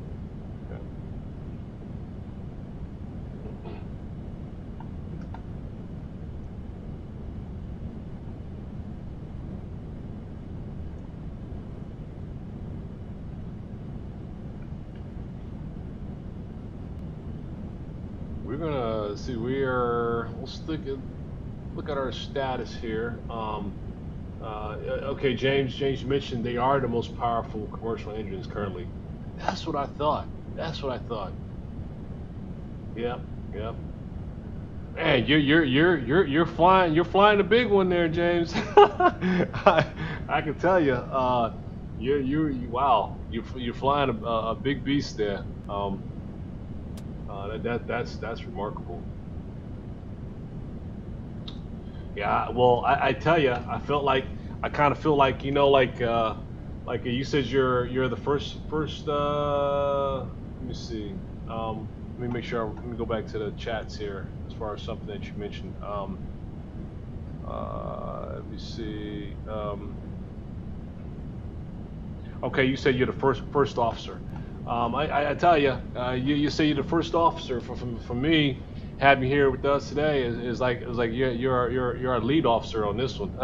you're a top brass on this one. Yeah, I got to make sure I step my game up and articulate like I should be articulating correctly, right?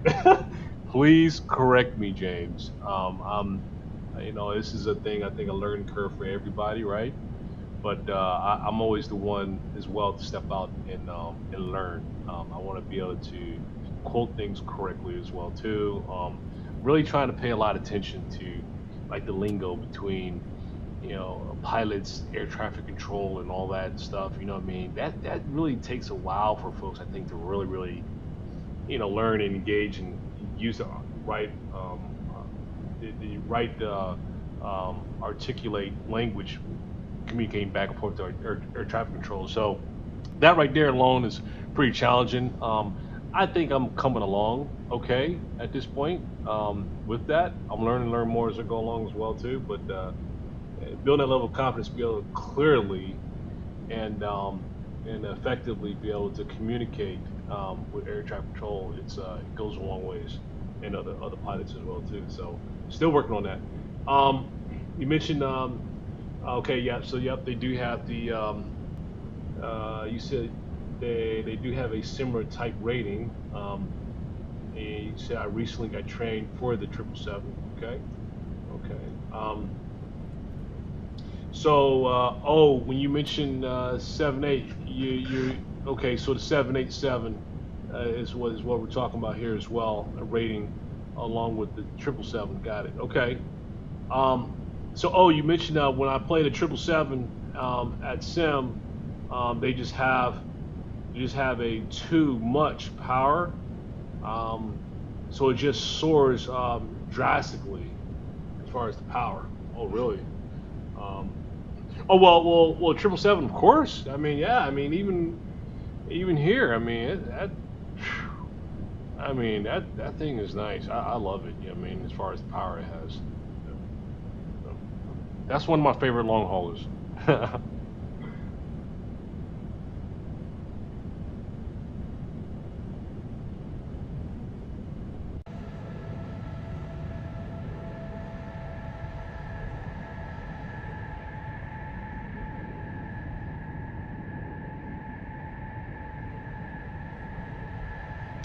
Hey, James, I have a question for you here, James, while we have you as well. And of course, the rest of the folks who are also online here listening. So, is XPlane, and I have to ask this question here. I know it's considered as an engineering tool, and it's not considered as quote unquote a game, right? This is an engineering tool. With me doing work that I currently do with the Department of Defense and other agencies that I actually do work with as well too. This XPlane here, this engineering tool, has been used in a lot of our contracts that we've been working on. You know what I mean? As far as deploying certain, air reconnaissance aircrafts, things of that sort as well too. So I'm associated with these type of contracts. You know what I'm saying? In the Department of Defense. But is XPlane, in your thoughts, it's up to you to answer or not. Are they really like, I guess you could say the top software package out here that's most equivalent and closest to what the industry needs as far as being able to build and manufacture these aircrafts and train pilots as far as a training tool as well too? What do you think XPlane is that? Do you think it's really top of the food chain on that, James? I know it's a pretty lengthy question, but It's a good question. You know, and you know, from your level of experience, we'd just like to know your little feedback on that one for sure.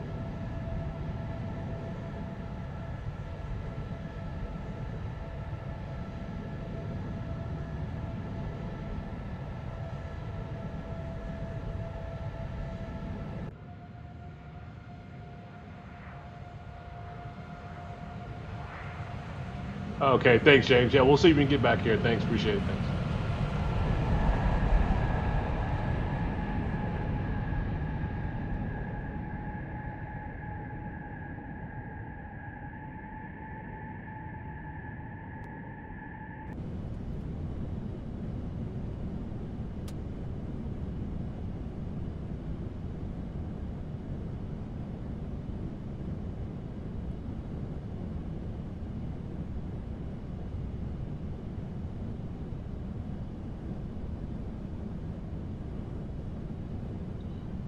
All right, folks, we are almost at the top of our descent here. We're going to start our descent here shortly.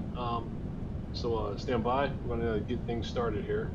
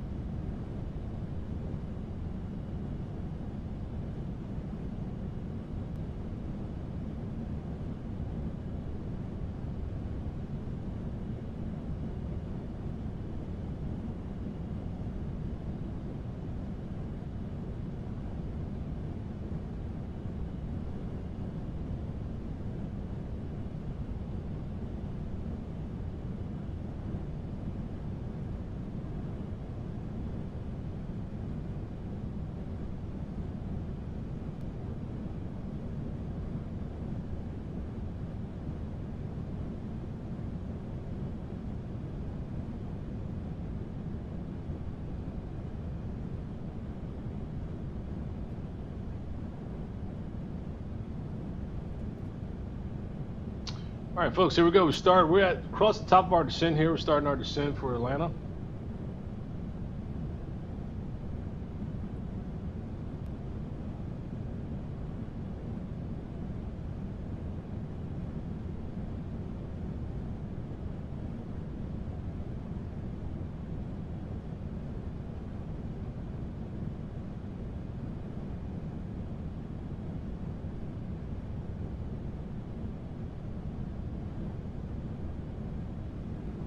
Okay, so let's look at. Let me fire up my camera here too. Let's get this camera going on here. At least for the arrival here too. At least I get that reactivated here for us. So let me get this camera back turned on. There we go. Get some more action here. It's coming, and there we go. Camera should be jumping up on us here. All right. So looking at let's look at our ATIS here for Atlanta. Let's request for it again here.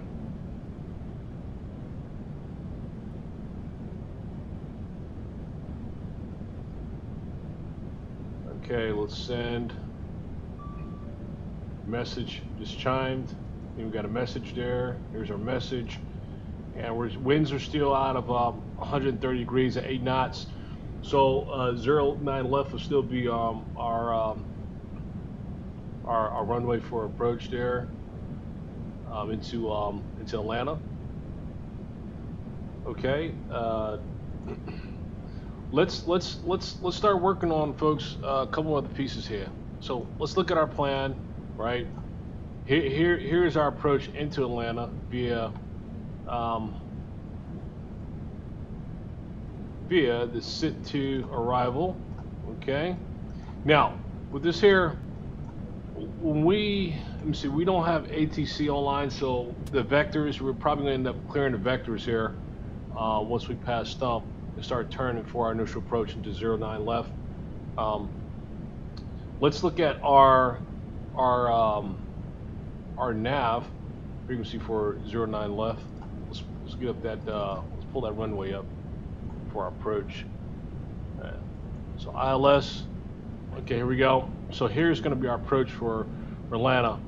Let's key in this frequency here into our nav 1 here for approach, so we can establish our the localizer 110.5, and our CRS is going to be 095. So let's go ahead and put that in now.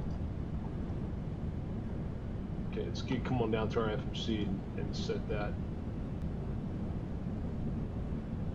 Oh yes, definitely. Oh yes.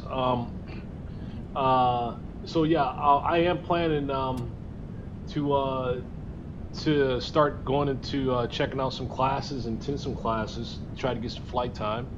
I'm interested in that. You know what I mean? I think it'd be fun, it'd be enjoyable. I'm consider also buying me a Cessna. By the time I do end up retiring here, I do want to buy me a private plane at an airport here, and by the time I retire and get enough training under my belt here, I think I'll be good to go. So, but that's the plans there. That's the plans. So let's program our nav 1, folks. 110.5.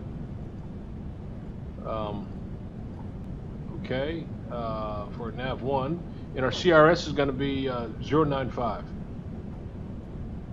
Our CRS.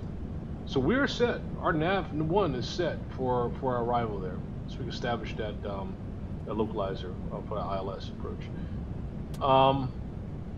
Okay, so we're good there. This is our route. Let's look at progress here. 191 nautical miles before we arrive in Atlanta. Okay. And we just crossed our other waypoint there and we're continuing our descent.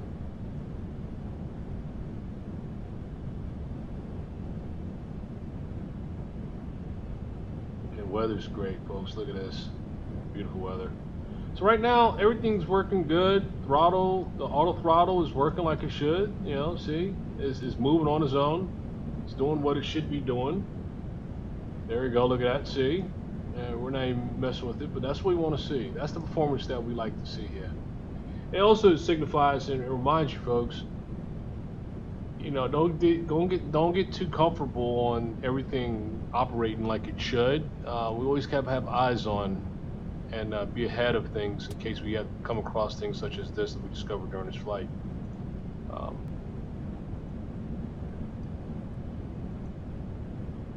Okay, we'll be crossing Tizzy. Should be crossing Tizzy at 12,000 feet, and our FMC does show 12,000 feet crossing Tizzy, so that is correct. Okay, so James, you got a response to us regarding the best flight sim. You said you don't even know what they use in the full motion, right? You can only really judge aircraft. It's between the P3D, okay, VD, and XPlane 11. Okay, good answer there, James.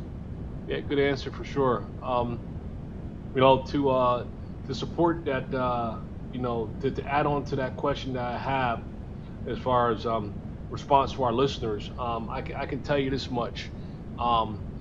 XPlane is a very, very powerful tool. Again, it's like I said, it's an engineering tool. It's not considered quote unquote a game, but you know, in this real world of Department of Defense that I work with the contracts that we get awarded and stuff like that, I have seen contracts being drawn with XPlane to provide deliverables to the government as far as work that needs to be done and performed. Folks, that goes a long ways. I mean, I'm a part of that arena. So that's the way I heard about XPlane from the very beginning years back. And I was like, okay, let me check out this XPlane thing, see what this is all about. And lo and behold, from my nature as far as work I do exposed me to XPlane. So, oh, you said very jealous of you. You know that U.S. is literally heaven for aviation. There are so many regional airlines, general aviation out there. Yeah, yeah, yeah. And oh, you said also said, oh, I heard aerodynamics for X-planes are very realistic. Yeah, that as well too. I have not had that experience yet with getting into a module or one of those moving, those moving aircraft modules. You know what I mean? But I would like to go to a show that they have, like pilot airline, simulation shows and stuff like that, where you can actually get into a true simulator module itself and kind of feel the sensation of it turning and all that, and be closed up into a module capsule while you're doing X-plane. That'll be amazing. That'll be a lot of fun. Some of the things that we've developed and that we've launched and we did for the government here in support of X-plane, it allowed us to actually have a leading effort as far as tasks that need to be performed out here in the real world, and X-plane was part of that platform, folks. So you said, James, that you flew the CRJs to 200, 500, 500, and 140. Oh, okay. And also one carrier at the nice, James. Wow, that's impressive. That's impressive. What's your thoughts about X-plane and James, based on your experience? And I know, kind of like I'm kind of like really tagging on you a lot, but I'm really interested. You got my mind going here, James. Really excited that you joined us as well too. So, I mean, there's always a million and one questions, and I always want to learn the rest of us as well too. But what is it that do you feel that that X-plane is going in the right direction for all of us that's practicing these tools?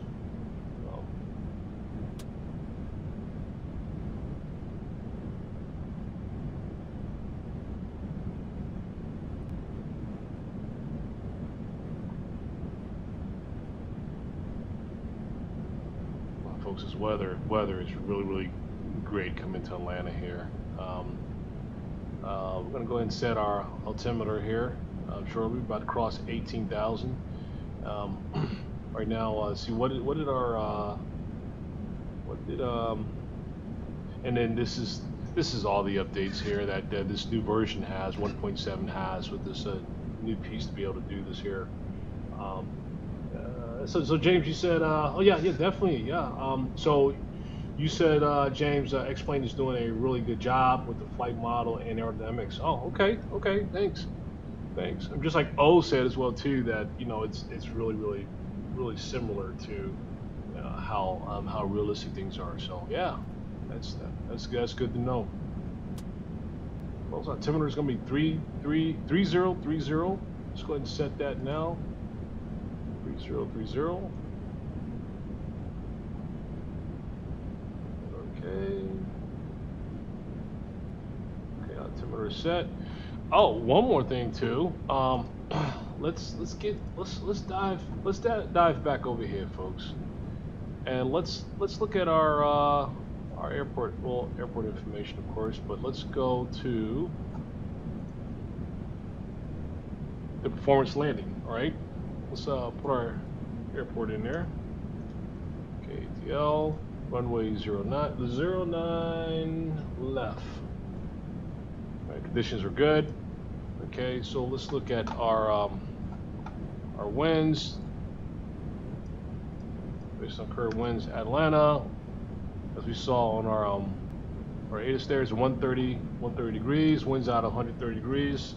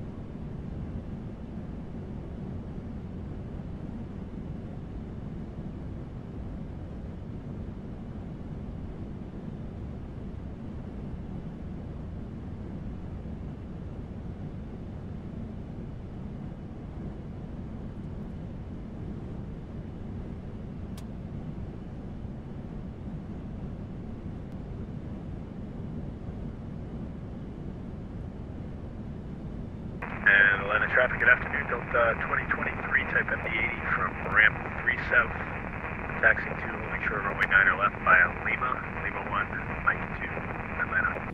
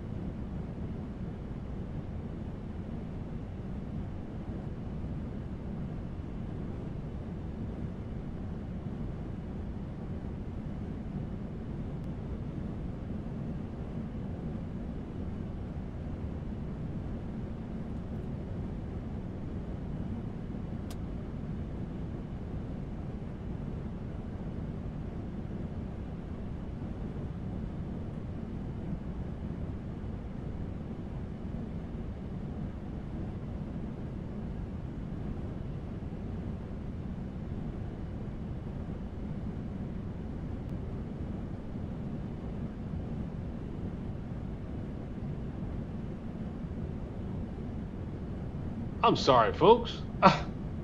I was talking the whole time and had you on mute. You know that's a bad habit. You know that's it's not buffering, it's not system. That was actually me. I bet you can hear me loud and clear now. Huh? My bad, folks. I think I know exactly where I left you guys off at right here. Was when we was typing in, I was typing in this here. When I put in the winds or what have you, again, that / there is my hotkey, and lo and behold, I think I put you on mute when I hit that hotkey. So, kind of funny. Sorry about that, folks. So I'm back with you. That was all my fault there. We're still at 12,000 feet here. We're gonna hold 12,000 feet here for this arrival. We'll start descending here. We're gonna be crossing Remac. At Remac in about 6 nautical miles, and we descended down to 10,500 across there, and we've already started that descent as well too. So there we are, right on target here as far as our approach. Again, apologize for that. That was my fault. It wasn't even technical difficulty. That was me hitting the mute mic on that /. All right, so. See, right now we don't have ATC online with us, do we? Let me see, do we? I don't think so. No, we don't. All right, so since we don't have ATC online with us, folks, we're gonna go ahead and delete this vectors here that we already have set in our flight plan. All right, we're gonna go ahead and eliminate the vectors and just go straight to our next waypoint, which is gonna be. Let me go back here and just pass one here. Okay, so we're gonna take Ryan, I think you pronounce it, and replace the vectors with that, right? Execute that. Okay, we're gonna clear this here as well too. And so we're gonna be turning right here, as you see on our map, as soon as we cross Stomp, then we're gonna turn for rain and down to 7,000 feet in preparation for our arrival. All right, we should be Okay, so flight, come on. Let's see what's going on here. We shouldn't be climbing, we should be descending here. Okay, what's our altitude right now? 9,998. Okay, good. Where we should be. Okay, we're good. Okay, we are where we should be. All right. All right, our antenna, my antenna is now sky high now, folks. It's sky high right now, and it usually gets like that when we get closer and closer because I don't want to miss anything, right? Like my awareness that just spiked totally. Make sure we're crossing everything as we cross. Make sure we go a checklist. You know, it's important, folks. Make sure you exercise checklist, what have you. I know I'm shooting by the hip on a lot of stuff here right now. Atlanta traffic Delta 2023, I-5 departure to the south, lining up and departing runway 9 left, flying the Bang 2 departure, climbing 120,000. Okay. You know, checklist, folks.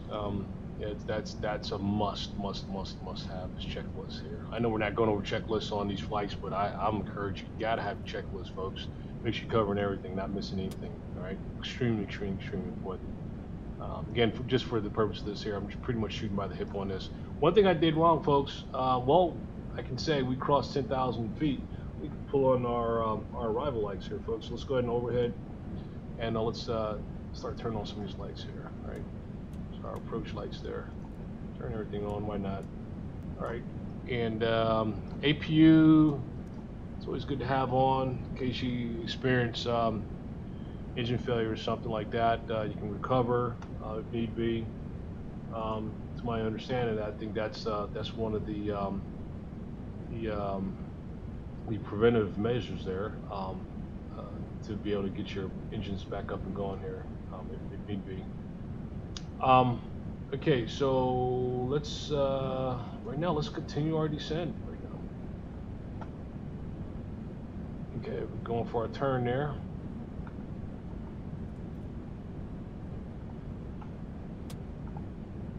Scenery looks nice, looks great.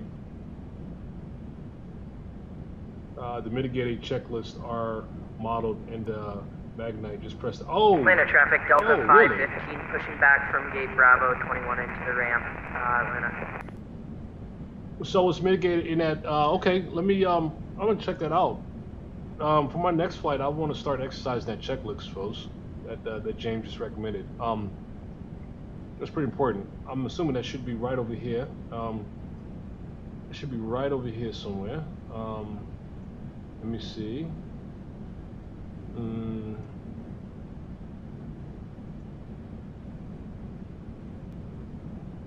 Oh, checklist. Checklist is right here. Okay. Mayday, Delta 2023 suffered a number 1 engine failure. We'll be flying runway heading in, climbing 5,000.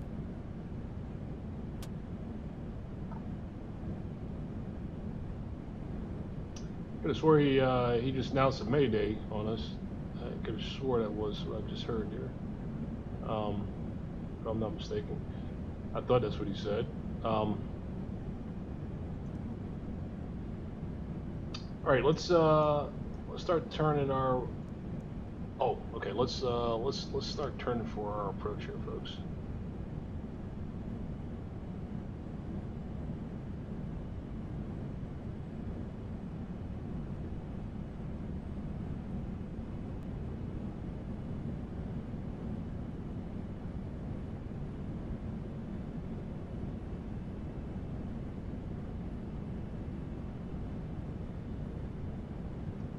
Oh man, James, that's good info. I need to look into that.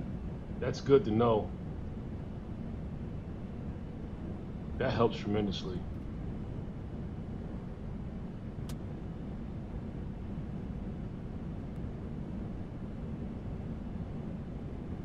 Bank angle.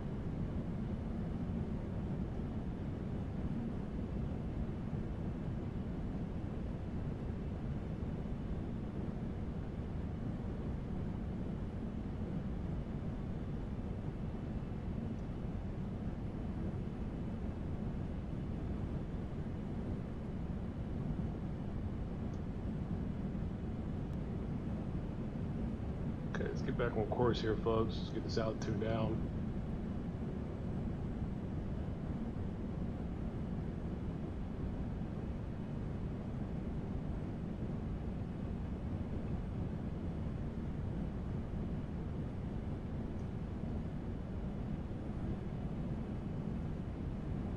Kind of went past our approach there. So we're getting back on point here. No worries.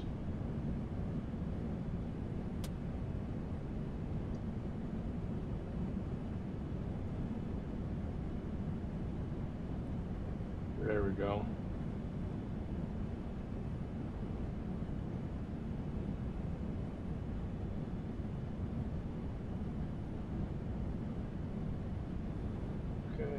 It's gonna be kind of a sharp turn, but let's go ahead and take it. We're good. We got it there.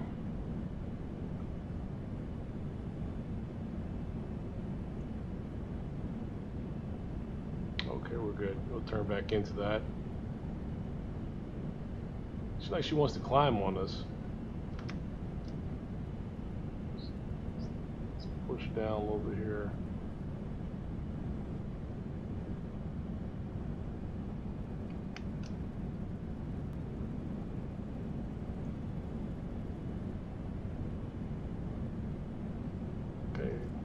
Localizer established. Let's get below that glide slope there.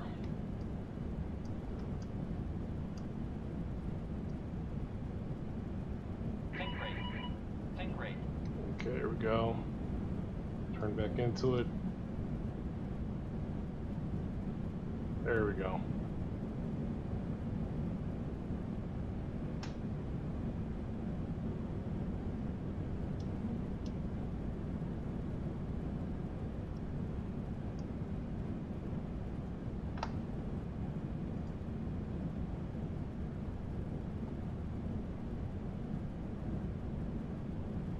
All right, let's tone the speed down a little bit here, folks. We're coming in pretty heavy here.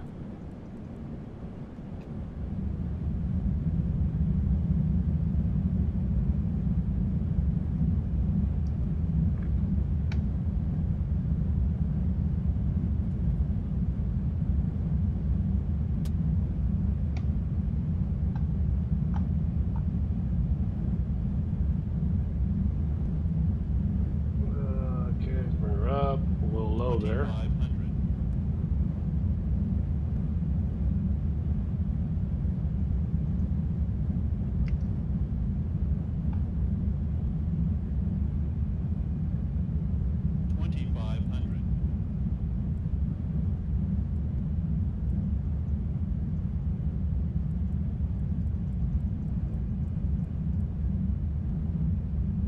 Okay. Let's see. My favorite airport would have to be the. Traffic Delta 2023 Maiden. Oh, really? 16 miles to the east of the field. We'll be joining a right downwind for runway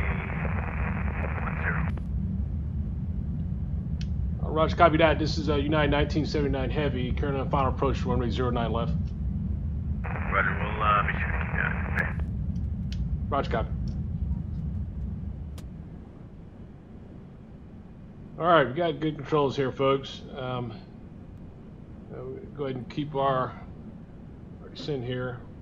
We're gonna take our speeds down to 142 knots on our Atlanta traffic Delta 515, taxiing to runway 8 right via Foxtrot Hotel, Atlanta.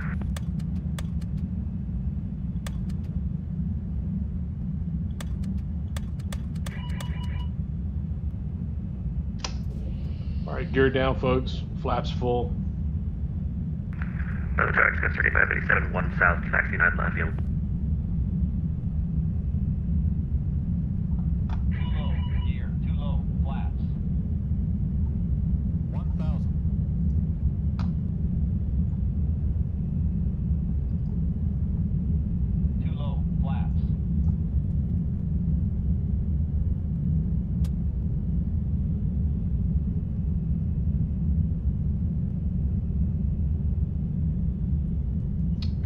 There. All right, let's put our speed brakes there. Let's see if we can. Let's go manually bring her in. Let's see. Let's go ahead and take off our autopilots here.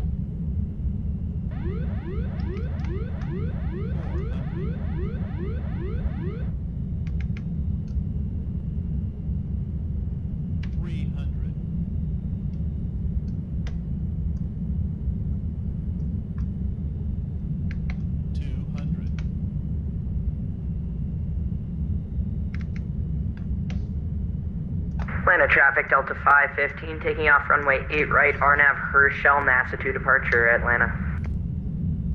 50, 40, 30, 20. Atlanta traffic, Delta 2023, Mayday 15 miles to the southeast of the field, established over right now, we're running back to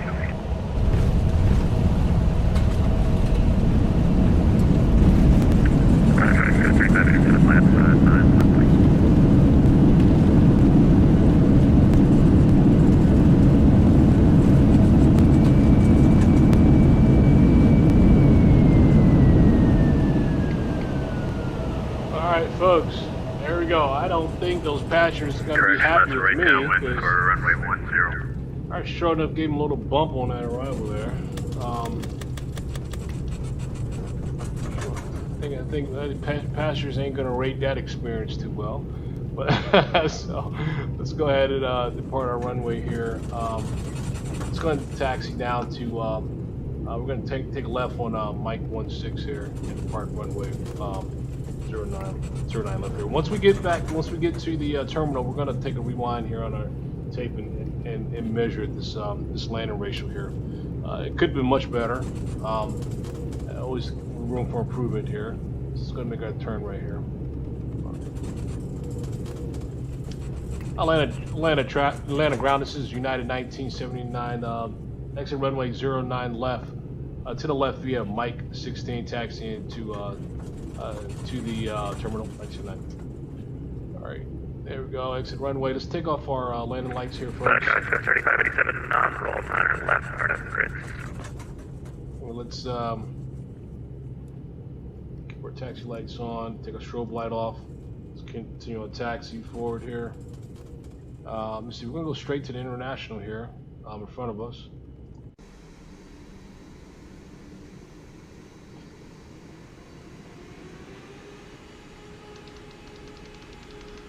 Wow. Yeah, I'm gonna write that one down there, James.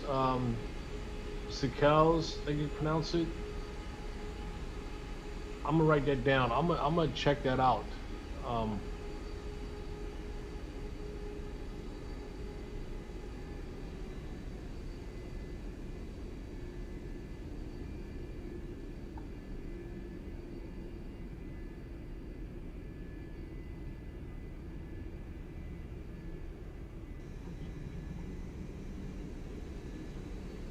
Alright, let's take her in here, folks. Let's park her. And let's do a rewind on the tape here. Check out that landing. Alright, let's pull forward here.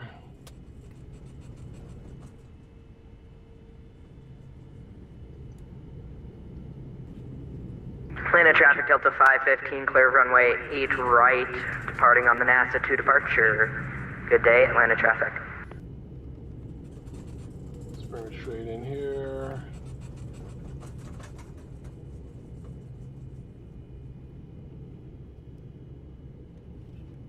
My guy is not watching me there in front of me. He's watching the other rival over there. Well, let's just take her in here.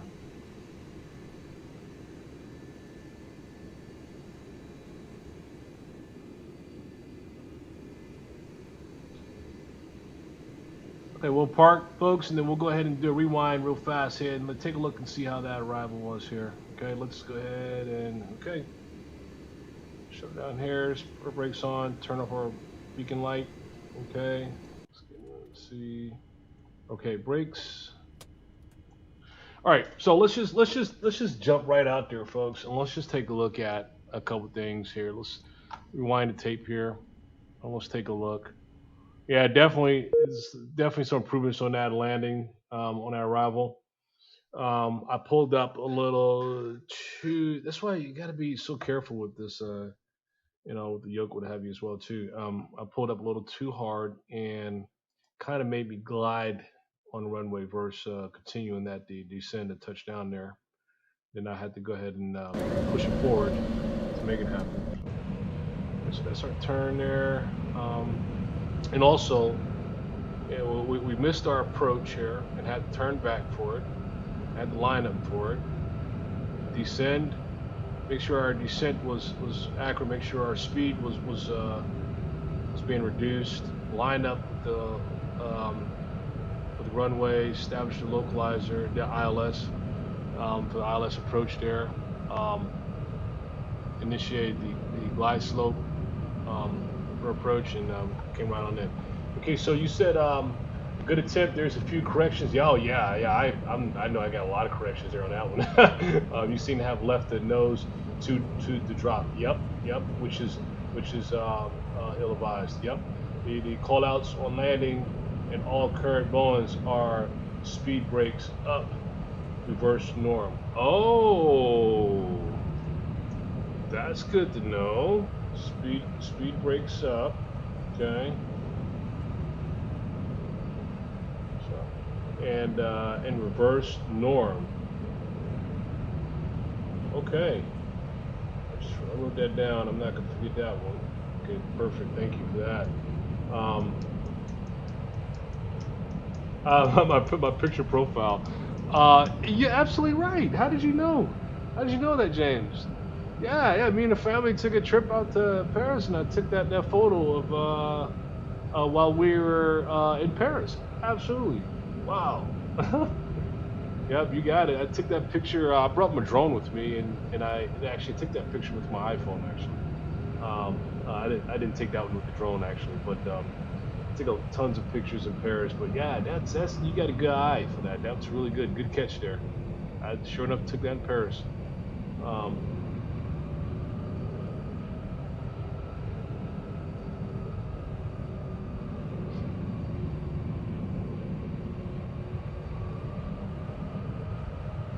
Fast forward just a little bit here, folks. Come on, there's clouds here. See where we are.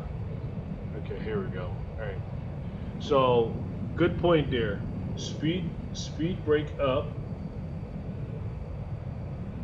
Reverse norm.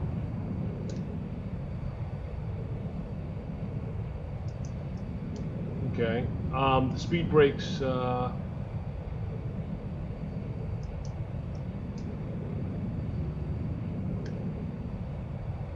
The speed brakes up on touchdown. I know they deploy automatically. Are you saying at times that we should run those speed brakes prior to touchdown? In other words, if needed, I know for sure, right? I know the auto throttle will keep it pushing forward if need be, so you don't lose speed. Not just normal. Okay. Definitely good points there. I definitely recorded that. Let's fast forward just a little closer, folks. There are airports we can see. Let me fast forward here a little bit.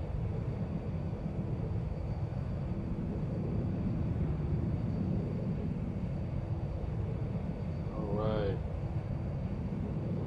We're about to play here. Gear down. All right. So let's see. Scenery's not bad. Scenery's not bad at all.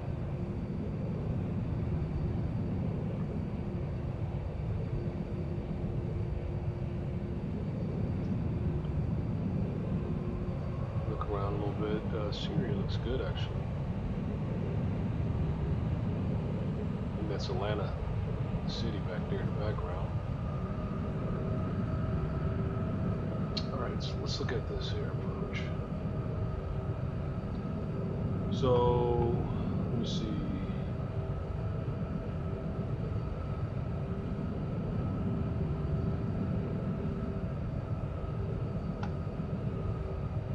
There we go.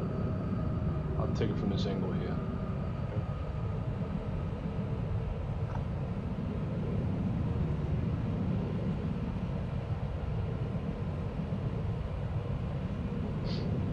So James, let me ask you. You said I left the nose to drop. Should I have Oh, see, I pulled it too hard right there, back, right? Oh, back. Oh, no. Okay, that was bad in many ways there when you take another look at it. Okay, a couple things here. I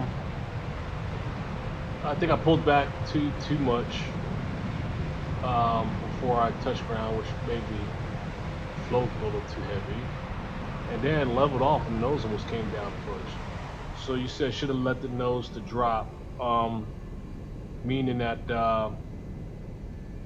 should I have pushed forward on the yoke there to make the nose come down once I touched ground, or what have you? See, I'm just saying that once you land, the speed brakes should deploy. Okay, yep. To verify that they are deployed, the pilot, you announce the speed brakes have come up and they are manufacturing. Okay. Yep. I keep forgetting about the role that the co-pilot plays as well too, which is a very, very important key element there. Okay. But that landing though, with me, I think I got to get better controls on the handle there, because I made a bounce on the rear, right? You saw, which could have been corrected there.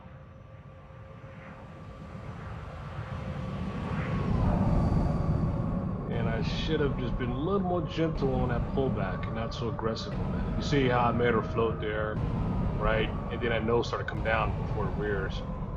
So, and then it bounced. No, I didn't like that landing at all. Okay. I know I am my worst critic, but I tell you, I see it for I call it for what it is. Could have been better.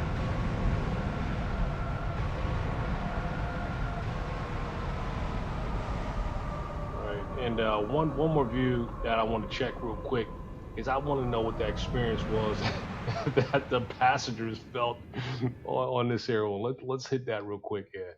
Let's hit it right in here. Okay, let's just look at the let's see how they experience this landing here.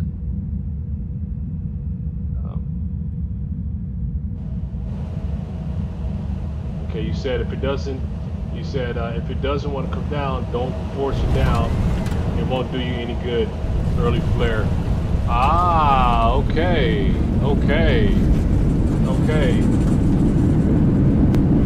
Okay, that's good to know. With the reduction in speed and everything else, the plane's going to come down. Just don't force it. Good point. Good.